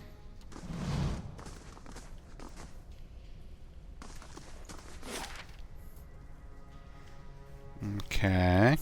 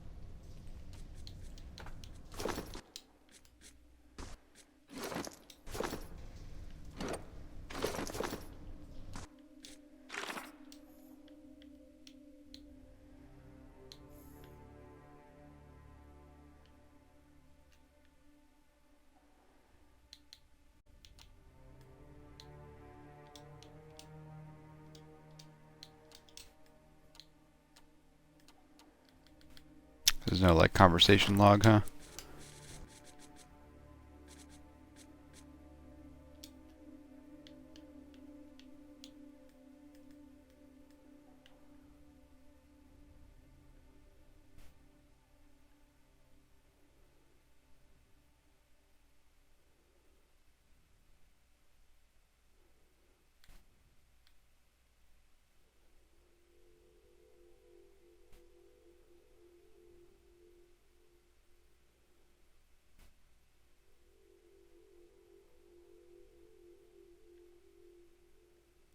Huh.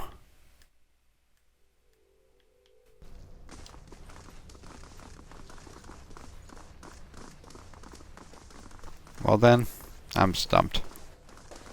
Nice and quiet.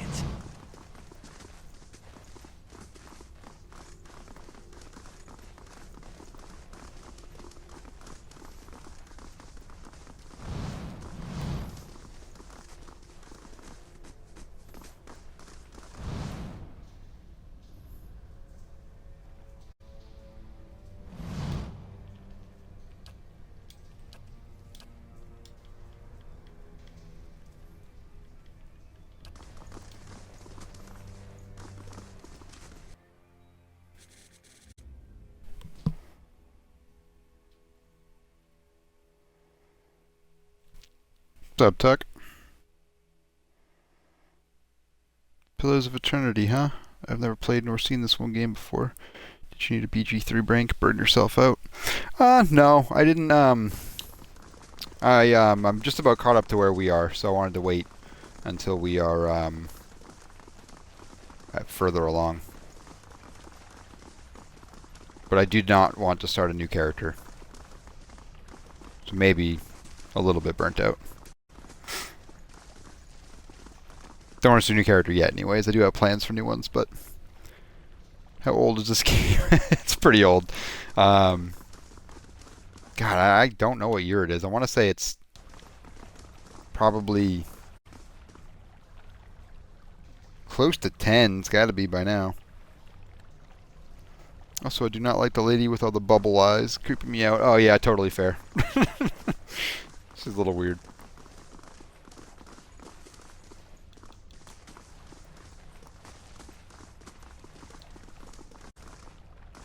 Totally fair. Yep. Yep.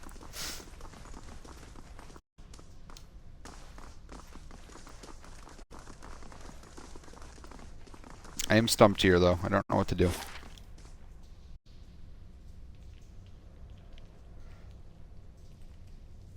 I gotta ring these bells in a certain order. But I don't know the order.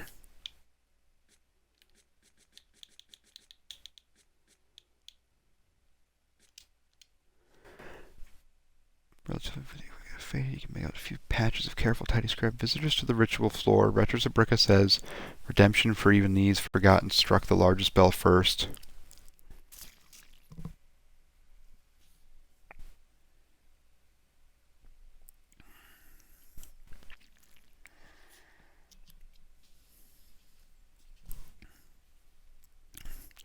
I'm pretty stumped too. Just reload a save from a few hours ago. Get me caught up and I'll help you out.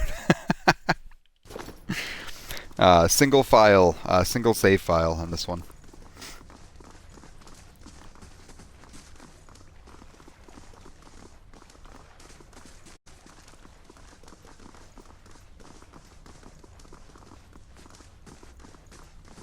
You guys watch the next couple episodes? I have not yet, but I did finish episode 2.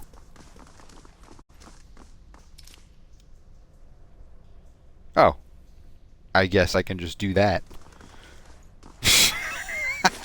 Here I am thinking I needed to, like, ring these bells in a certain way. There definitely has something to do with the bells. But I don't know. Should I? Fuck it. Oh, man.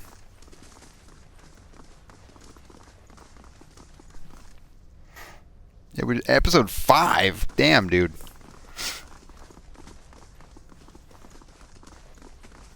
Is it still holding up? I mean, imagine so if you've watched 3 episodes already. Yep. Alright, fair. Cool. Well, that's good to know.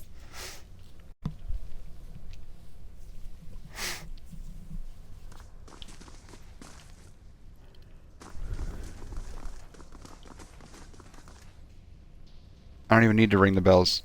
I don't even have the option to ring the bells now. It was find the key or ring the bells. I guess I'd found the key. Alright, cool.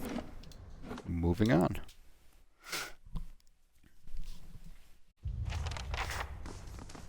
Yeah, I'm very impressed with what I have seen so far. You know, it's strange looking back. All the time I spent here growing up. Never seeing what was coming. Shadow? I don't think I want I'll to. see what I can find. You creep around and see if there's more than one of these things.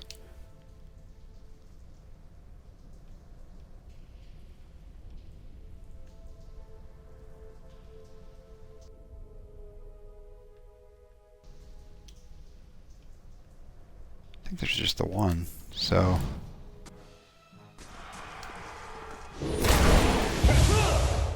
Almost. Oh gosh. Heal me.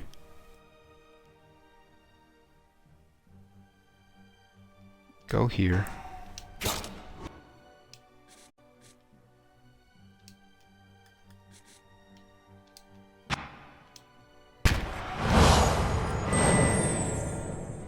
There you go. Get in there. Oh yeah, shit inside the vaults really ramps up, and without spoilers, obviously I'm more interested in what's going on down there than I am what's happening above ground.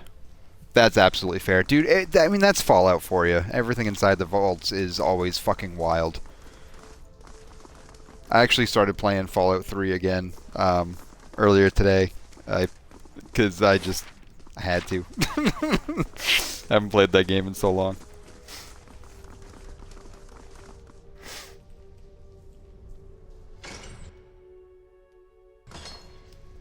I downloaded that in Fallout 4.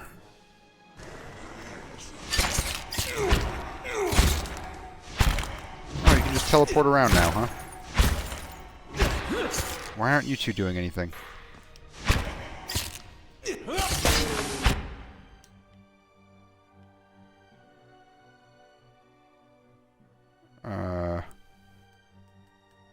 Okay.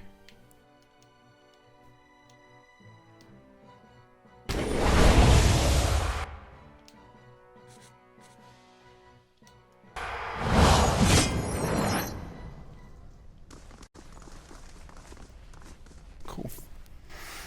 Yeah, for real. I had to explain to Michelle how all the vaults are different and how they're all basically experiments. I had the same exact conversation with Danielle last night. I'm here. I'm going to start F3 again when I'm done with Cyberpunk, and I'm pretty close to finishing it. I completed the main story for the DLC today. Nice, dude. You're not getting through me. You're not getting through me.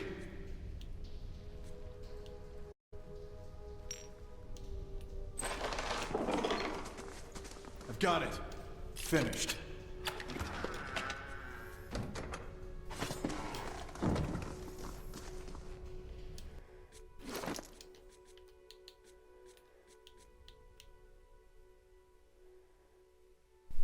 I can just bring traps now? That's cool. I sincerely wish there was a good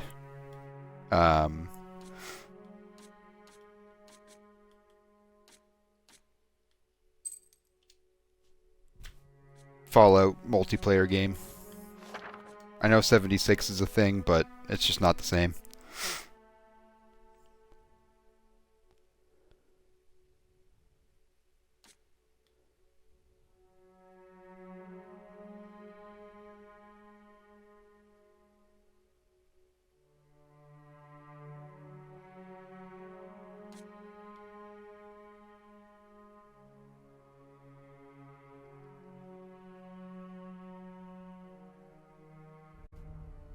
Oof.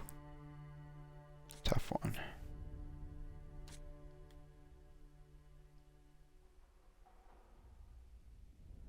I think think I'll hold on to this for now, but I don't have anyone to equip it on. Yeah, Justin and Devin both play 76 and seem to really enjoy it. I've never actually tried it though, so I can't say one or the other. I have tried on 3 separate occasions to play it, and I cannot get past like the starting area every time.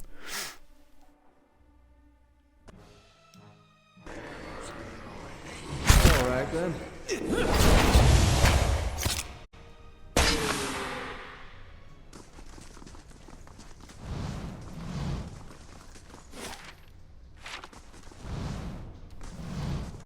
Damn, that bad.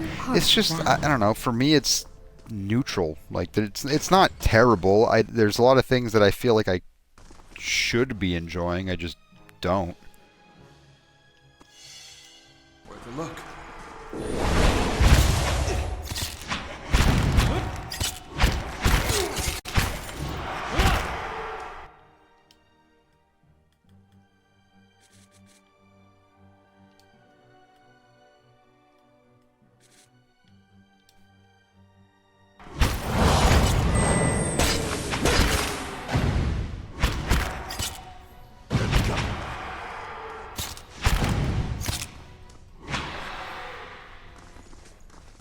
Can't go wrong with Fallout 3 though. My god, this is such a good game.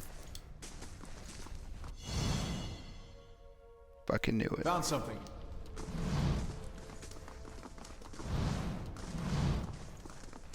Leave it to me. Yeah. Nice. Whoa.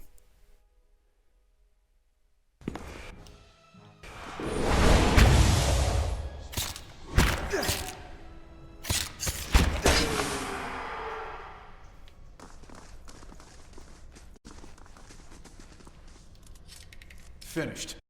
You're not getting through me. For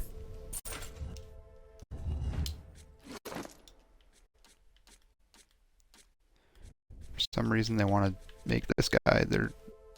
Oh, it's only happened the one time. What do you got? Nothing interesting, okay.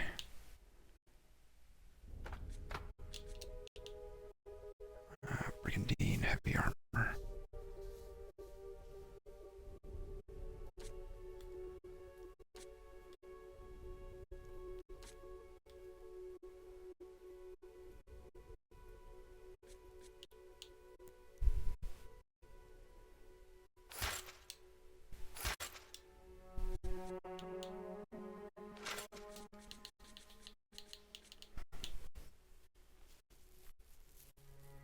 Yeah, that's fair. That's alright though, because we all know F3 is a superior game in the entire series.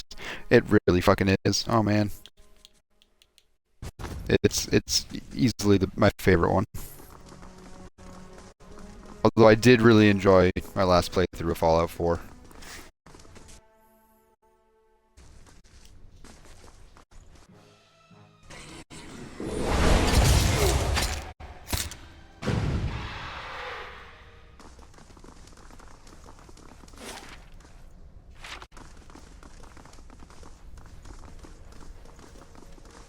Keeping an eye out.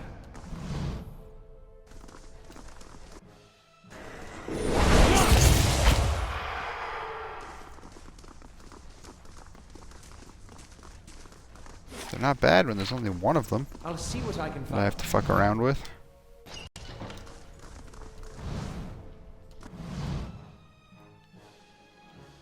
Ooh, and a phantom.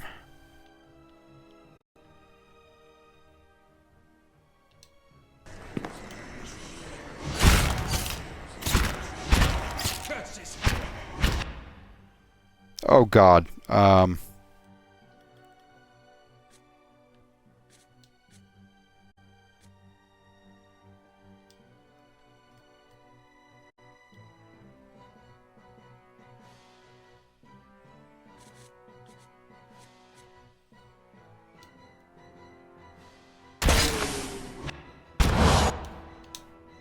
Heal yourself.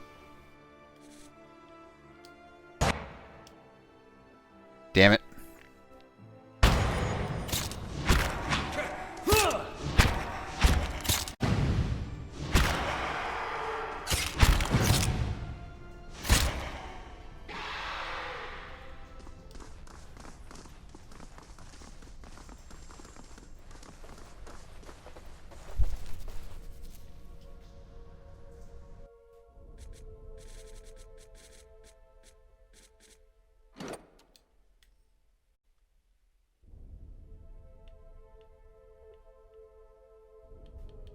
He's maimed, right? Where is it? Frostbite. Huh. That's different. It's not maimed at all.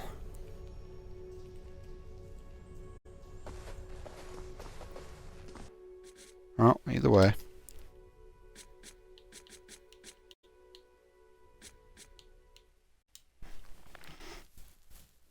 Yeah, I really enjoy 4 as well, especially since you can mod that one. I've never tried modding it, but I am curious. Worth a look. It is not within our natures to forgive.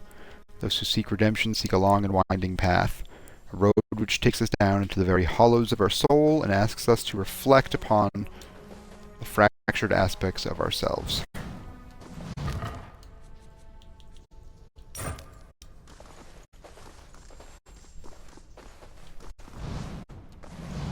Now, did you, I always forget, did you hate New Vegas, or did you love New Vegas?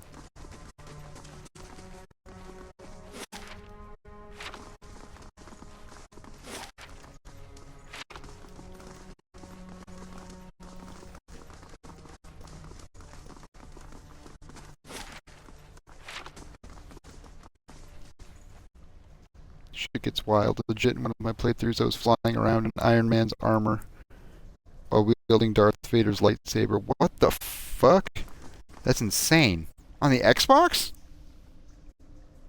I never could get into New Vegas, but I feel like I should give it another chance. You absolutely should. New Vegas was great, man. It's not as good as 3, obviously, but none of them are.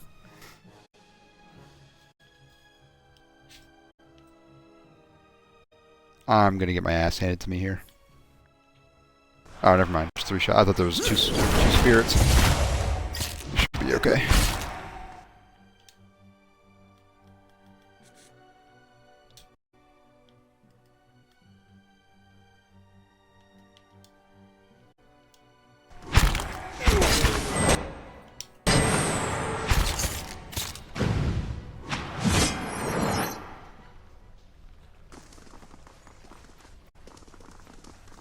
Nice and quiet.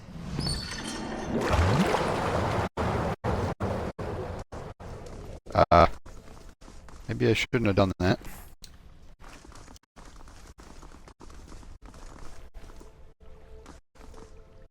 Yeah, I didn't know you could mod it on the Xbox. That's cool. I'll get it open. Finished.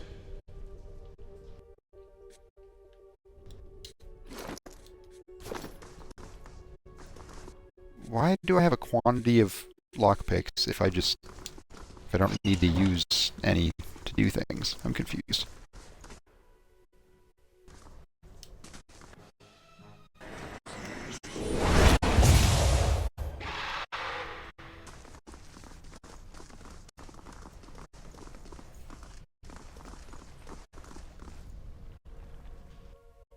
You know what? I'm doing this all wrong.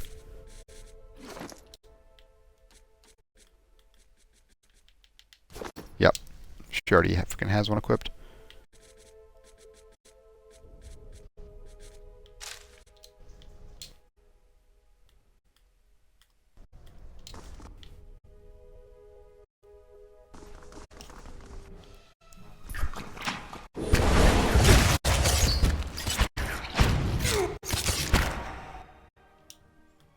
Alright, first of all, holy hell.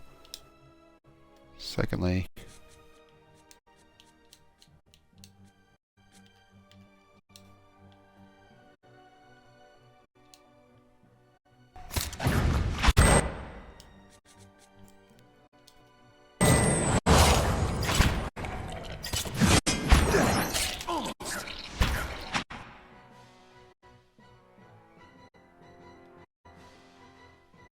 Who has low endurance? They all... You don't have low endurance.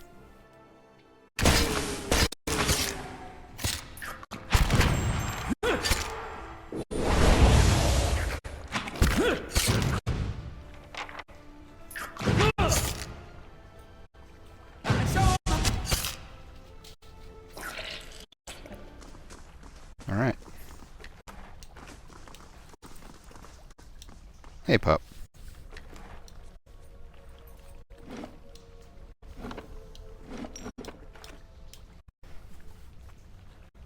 Yeah, but that's added the ability in an update at one point.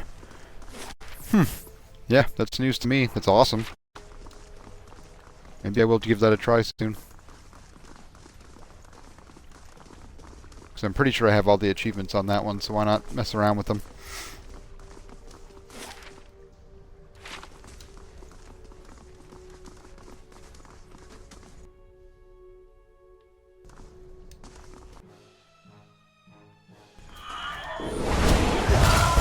The fuck is that?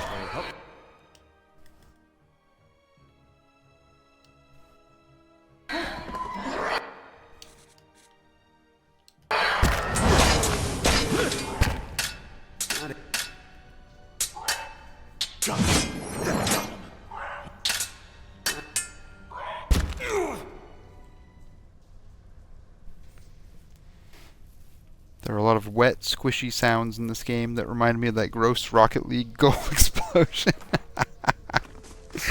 Oh, hilarious. Does it? The Pilgrim's Lasting Vigil. Resolve and Perception +1.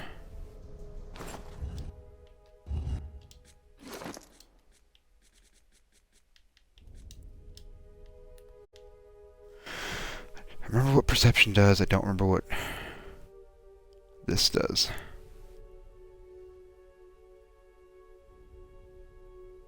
Concentration.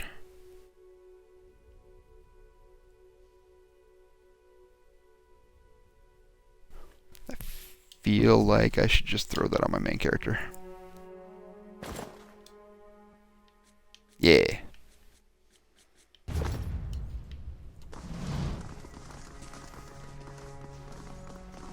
So that goes back upstairs.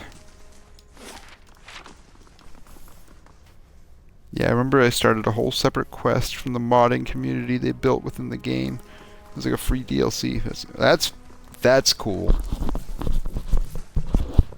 I like that idea of like getting more content. Not just silly shit. Not that silly shit's a bad thing, but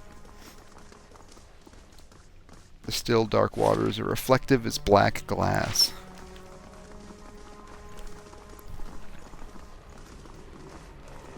Let's keep quiet.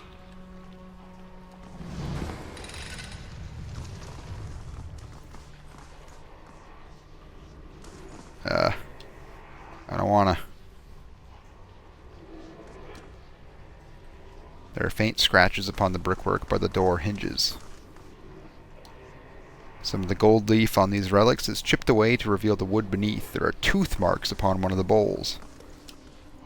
The stand rocks unsteadily on its base. It seems that the mechanism is broken. Okay. All kinds of loot in here.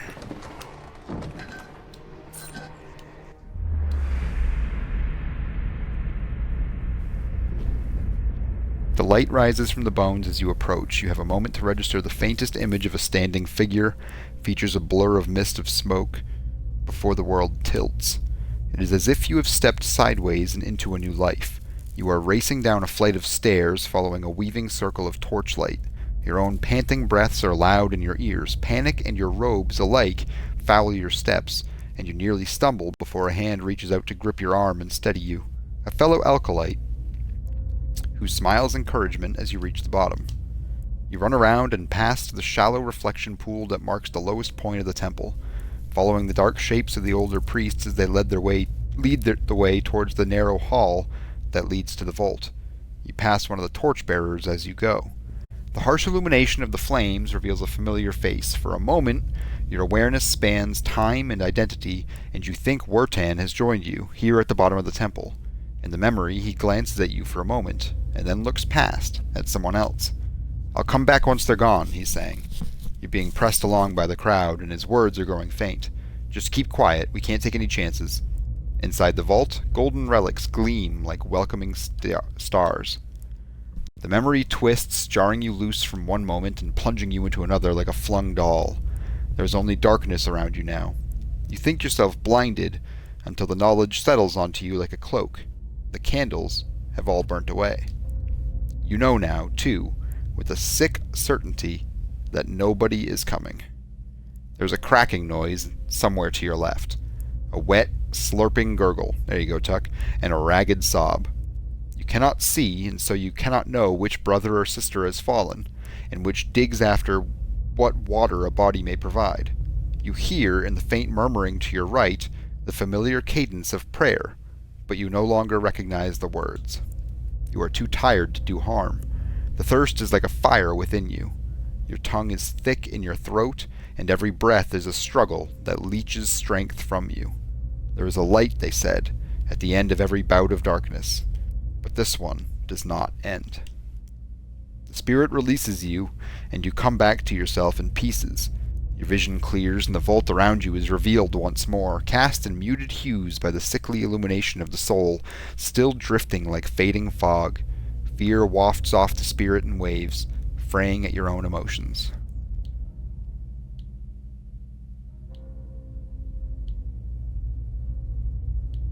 That lying bastard, I'll see he pays for this.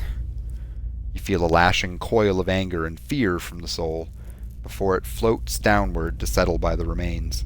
It does not move toward you again.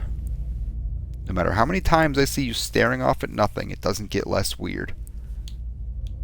Let's gather those remains. Spend a few minutes gathering up what you can find of the bones of the priests. It proves a heavy and gruesome burden, but you manage to recover them all. It's fucked up. Finished. Ooh.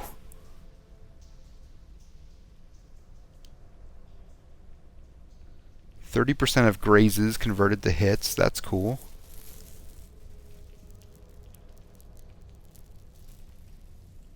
%20 of damage restored as endurance. That's fucking amazing. Holy shit. Lesser known aspect of the god Eothas, Gon represents the cyclic nature of life and the seasons and is often portrayed as a farmer wielding a scythe. He enjoys popularity among more rural followers of Eothas, who are drawn to his varying identities as provider, shepherd of the dead, and defender against injustice. Gon's share is said to have been crafted by a distraught dear wooden smith after the destruction of his home by a Glanfathan raiding party. Upon arriving at a neighboring settlement, the smith immediately set about his work, intending to craft a weapon suited to righting the wrongs done to his village.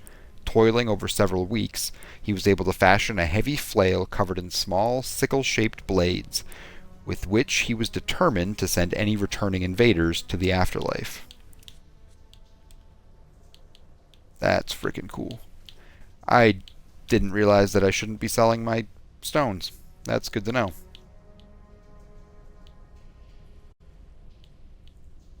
Damn. Alright, well, I'll start keeping them going forward.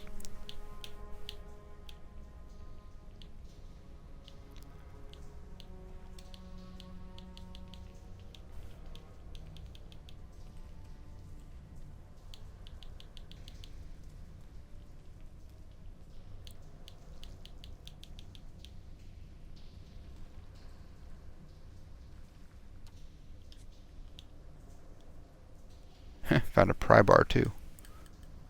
Here you go. And then, yeah, someone's going to be using that. God damn it. I can't get away from the moist words and sounds. This whole thing is pretty intense. They're not stones, Jordan, they're minerals. Yeah, they are minerals. Semi-precious minerals. Yeah, I am enjoying a lot of aspects of this game. It can be complicated as all fuck, though, I will say that. To glow with pale green light, making them easier targets. Affected enemies will suffer decreased deflection and reflex.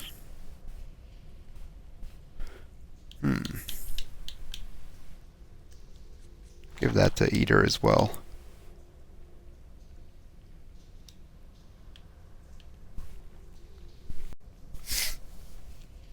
What can be said about House Dominel that isn't whispered fearfully in a back room over the dim light of a dying fire, in fear that the wrong set of ears will hear it? The Dominel history is colorful and violent, exciting and more than a little bloody. The Dominels were a small Edéran family that dealt almost exclusively in textiles. They made a modest living, slowly gaining a reputation for having high-quality product. This reputation earned them connections, business, social, and sometimes marital, that solidified their position as the premier family of the region. If you wanted access to anyone, the Dominels were the way to do it. Soon every city had a business that was owned, at least in part, by the Dominels. Their power and influence grew until many said the family had more power than even the Frekoning of Edér. But with the power came the corruption. One cannot have that level of control and expect to keep it through strictly legal means. Soon, rumors were spreading of threats and extortion. Though it cannot be proven, the unofficial report is that the Dominels were responsible for the death of Trindig Brynwigr, which left his entire shipping empire in the hands of his wife, Udel Dominel Bernwig. With their hold on the land practically secured, the Dominels no longer stuck to the shadows, brazenly eliminating opponents, manipulating deals, and threatening anyone who might cause them a problem. Because they now dominated the trade route, no one dared oppose them anymore for fear their business would be strangled. Like most empires, though, not even theirs could last forever. The end came during the War of Defiance. Unlike most of the land, the Dominels threw in with Edér instead of Admeth Hadret. After the defeat of the Empire and the destruction wrought on the land during the war, not even the Dominels could rebuild what they had. And having history show them on the wrong side of the war, no one would touch the name. The domain that took years to build crumbled in mere months. Today, the Dominels have once again built a name for themselves, proving they are still capable and savvy business people. Rumors about the family still circulate, though. Word is, members of the family are striving to lift the family from its current obscurity and elevate it to the level of power it once held.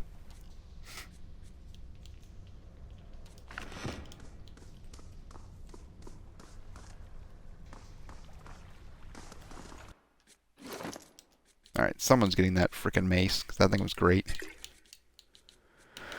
Also, you should grab that, and...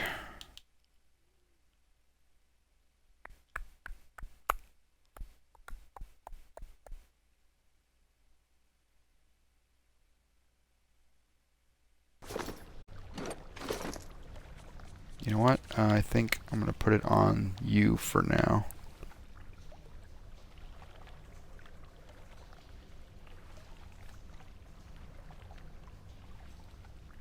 Why are you grumping? What's going on? What is that about? Oh, stop it.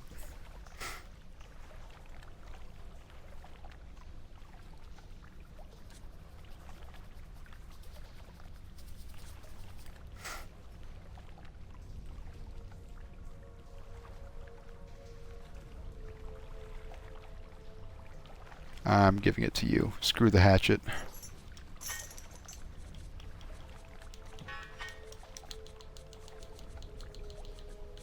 So what do you have? You have the stiletto? Yeah. Oh, whoops. Oh my gosh. The controls in this game are so weird. There we go. Good. Okay.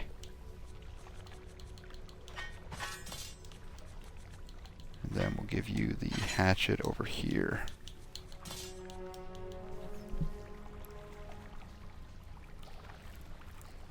Sounds like a job for Dean and Sam Winchester. Oh dear God. You in that damn show. But for real, that sounds like an awesome plot. Those guys sound a lot like the Targaryens. Kinda, yeah, actually. Except they don't necessarily... Wait, no, that's the Lannisters that I was thinking of. Forget what I said. Pretty sure I butchered the spelling there. I don't know, man. It looks about right to me. That's how I would have spelled it. It's probably also wrong, but... Why are you growling? What are you growling about? What is going on here? Quit your bitching. He just farted. You're the worst. Worst dog.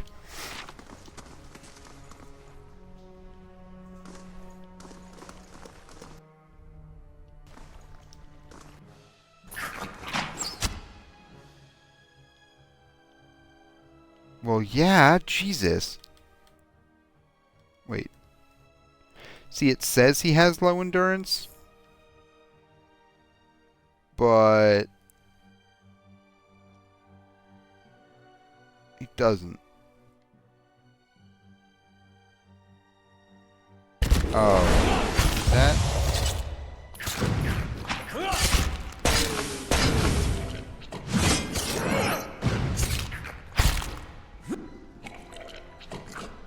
Unless the red bar is endurance, that would make sense. I thought that was health, though. I might have gotten them backwards.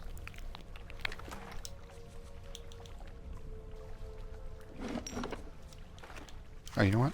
There we go. Gleaming silver key. Large silver key. Catch the light strangely seeming to glow. Oh. They'll never know I'm here.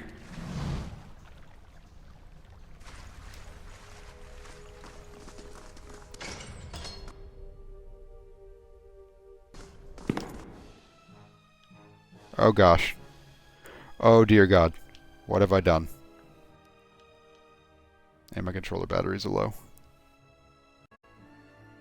Yeah, but they're cheap ones from Walmart. Ah. I should get the Loop from Amazon. It's a Panasonic. They're fantastic. Okay. My priest is going to die.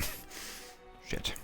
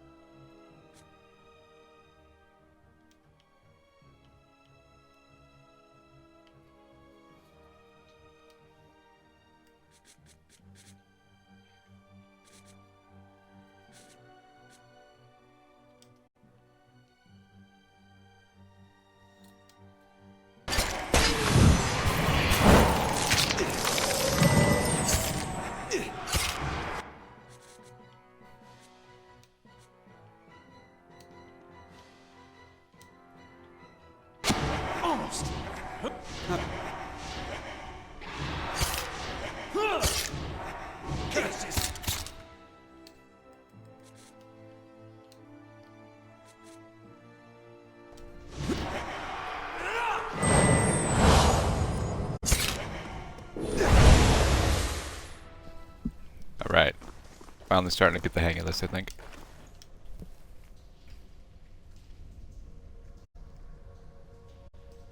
Noted, I'll have to keep that in mind. Yeah, Josh introduced me to them. The ones that he had lasted him like 8 or 9 years before he started to see a difference in the quality. I've had these ones for probably 4 now, and I haven't noticed a dip at all.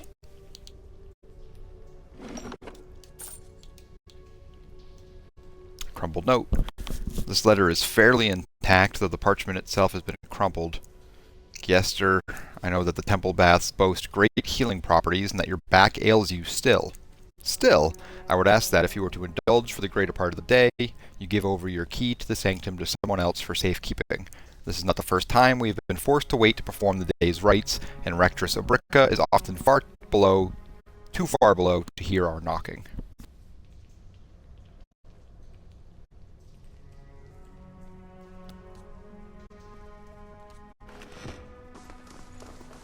Keep quiet.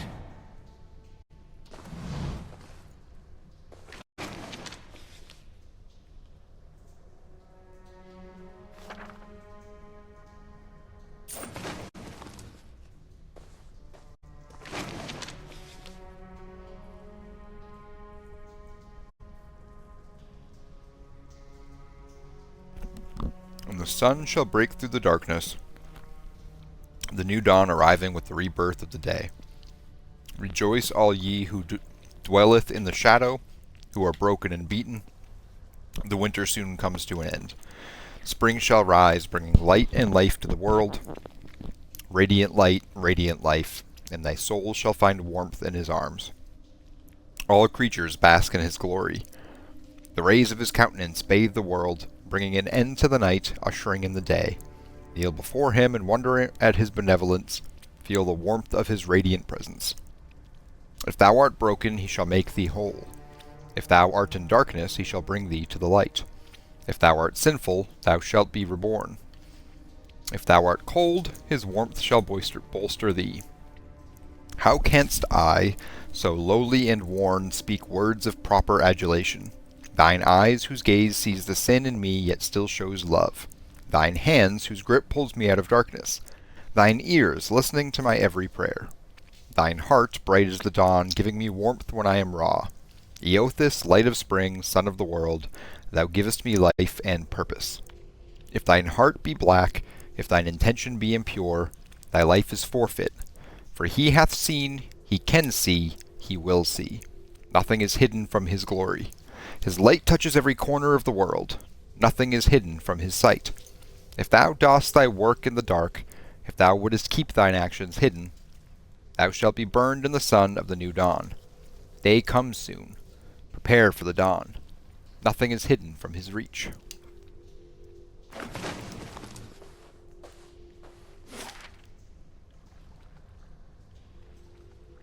So what is that key to?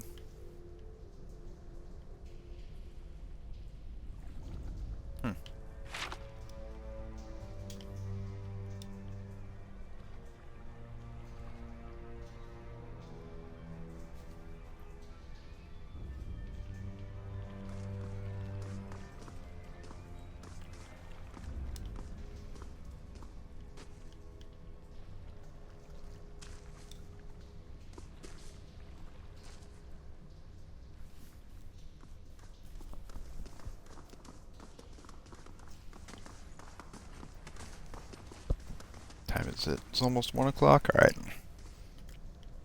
I'll be getting off soon so I can watch an episode.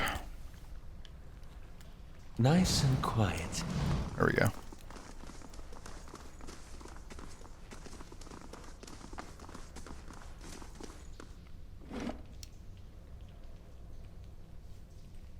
No, I'm not sure because my priest is almost dead.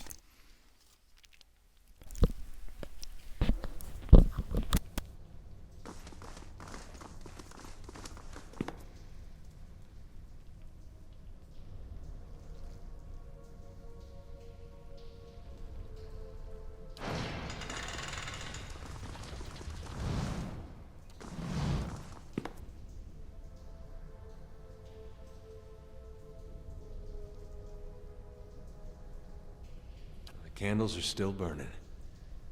Not bad for a dead god. What's this all for? And they got this whole rite for when you come of age.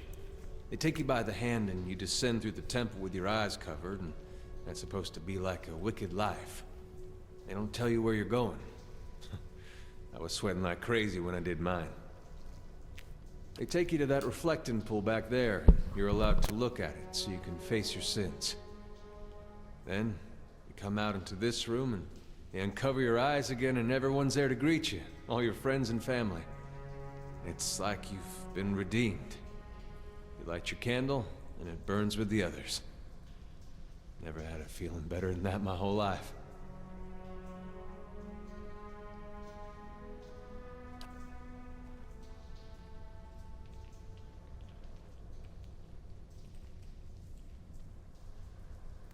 Well, I'm not about to piss off a god.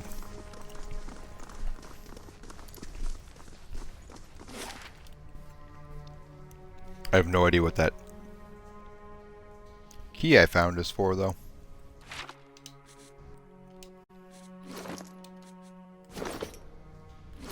Gosh dang it.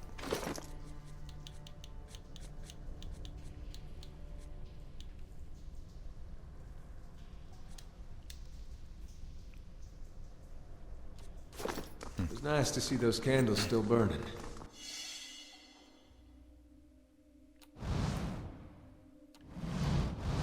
I figured they'd have gone out by now.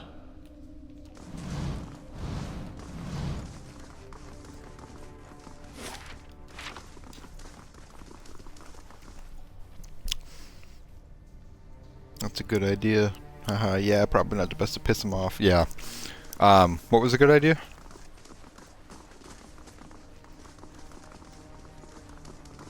Oh, this fucker. Good day to you. Hortan smiles nervously as you approach. I think I've sorted out the worst of it. Arms hurting a little less. He hesitates. You were down there a while. Did you find anything? His eyes dart constantly about the ruins. You have to separate them out yourself. You lied to me. What? Morton grins uncertainly. I was clear about everything. The risk involved, is that what you mean? They did say there'd be spiders. And I'll pay you, of course, for the trouble. Ooh, can lift him off of his feet. I will crack your head in two if you lie to me again.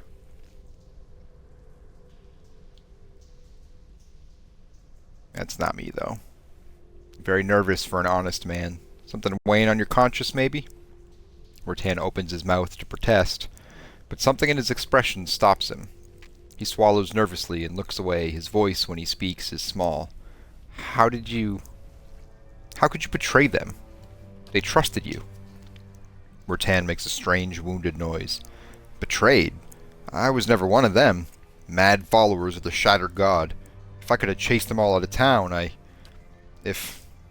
You don't understand. I tried to help them. I did. Every day, every single day, I went to that temple, and I warned them. I told them that they were playing with fire, and Roderick wouldn't be patient forever. And every time they'd shrug it off, like I didn't know what I was talking about. Like it wasn't costing me, coming to try and help them. I could have been arrested right alongside them. So you killed them because they wouldn't listen? No, of course not. I don't know. Morton whispers very quietly. I think on it all the time, wondering. I told the commander the priests had left town, and he ordered the temple sealed. I remember that moment. It was like a dream, like I went away for a time. I watched them start bringing the place down, burn the tapestries, the books. It was like between one blink and the next, and it was over. Too late to say anything. Edér's eyes are wide, disbelieving. Too late to say anything. You had days to tell someone. I'd have dug them out with my own hands if I'd known. They were some of the last decent folk left in this hole. Now all we get is people left like you.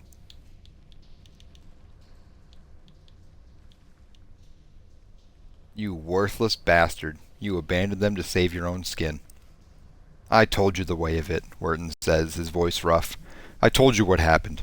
Guess it's your turn now to make a decision.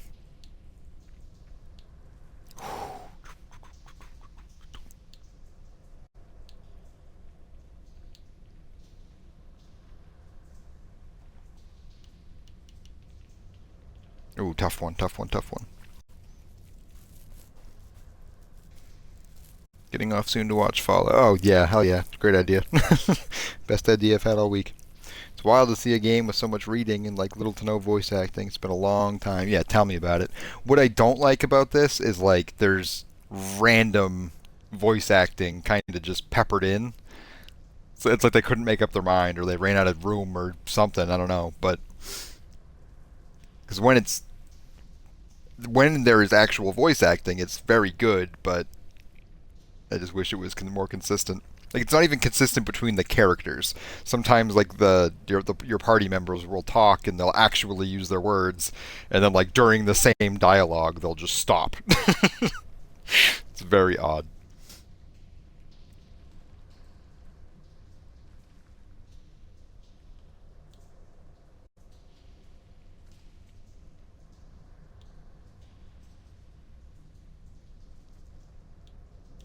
I wouldn't even.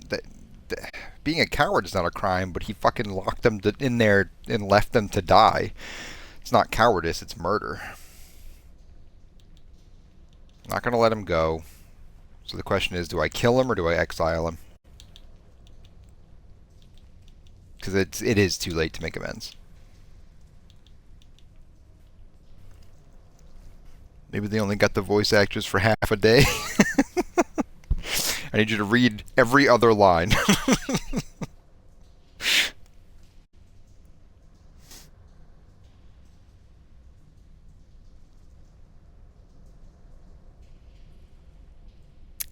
Davos would exile him. Wharton looks relieved for an instant, then full comprehension of your words seems to strike him. His eyes widen. But I have nowhere else to go. I can't just leave. You did all this to keep your comfortable life in Gilded Vale. Seems like a fair sentence to me. Yeah, you did all this to keep your comfortable life in Gilded Vale. Seems like a fair sentence to me. Wharton stammers, taking a few steps back. He looks out at the stairs, then back at you, and starts running.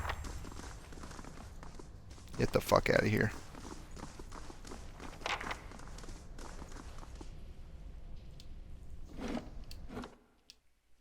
That was probably a mistake. A life for a life. Yeah.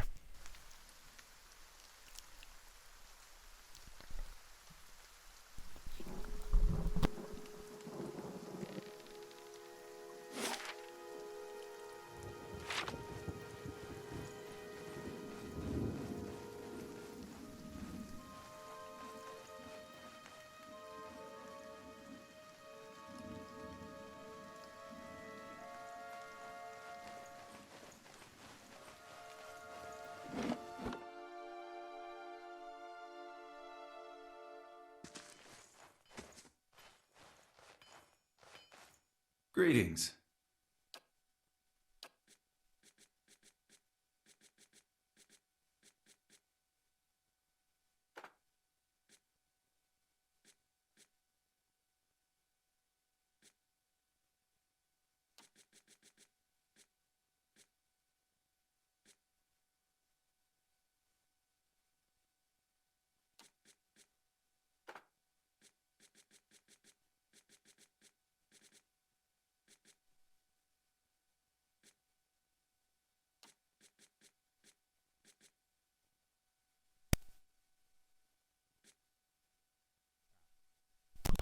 Okay.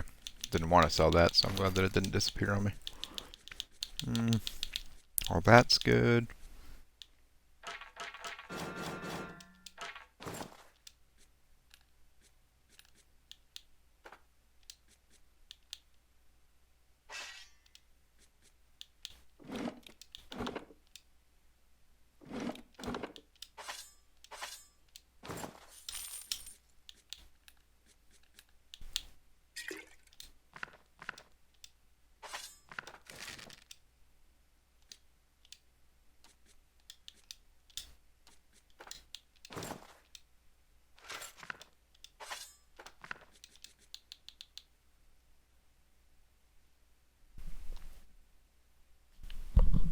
Where did all my stones go?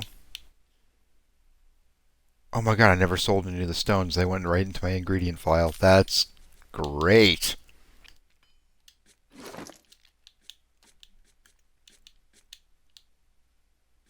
Aha! Yes. Cool. Alright, that's good to know. Oh, you can sort them. That's good to know.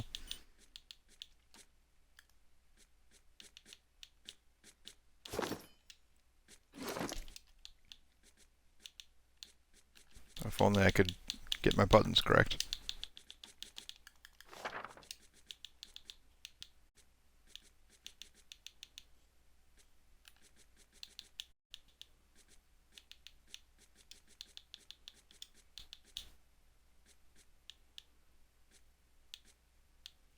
So why are these in two different areas?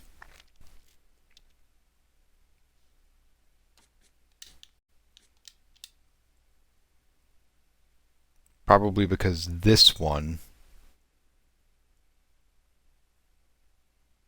is not an item that's important, or this one might be. They're both, neither of them are probably important, honestly. Just holding on to them for funsies.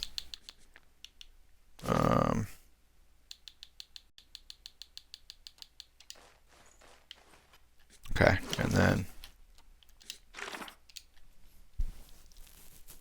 I don't know, man. John exiled the Red Priestess, and I'm pretty sure Davos was ready to chop her fucking head off, man. That is actually, you're not wrong, but she also killed a child, and you know that's a big difference between a child and a couple old priests.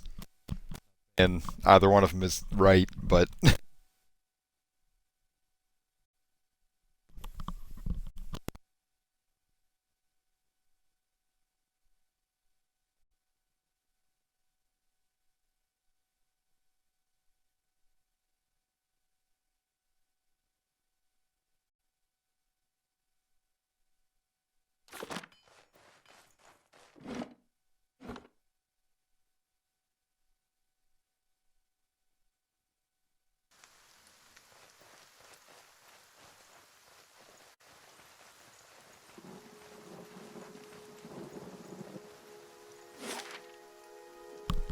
that said, I am officially done in the Gilded Vale, so that's cool.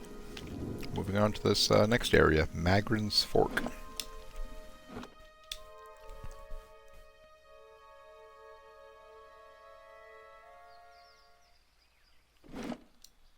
And I will call it there.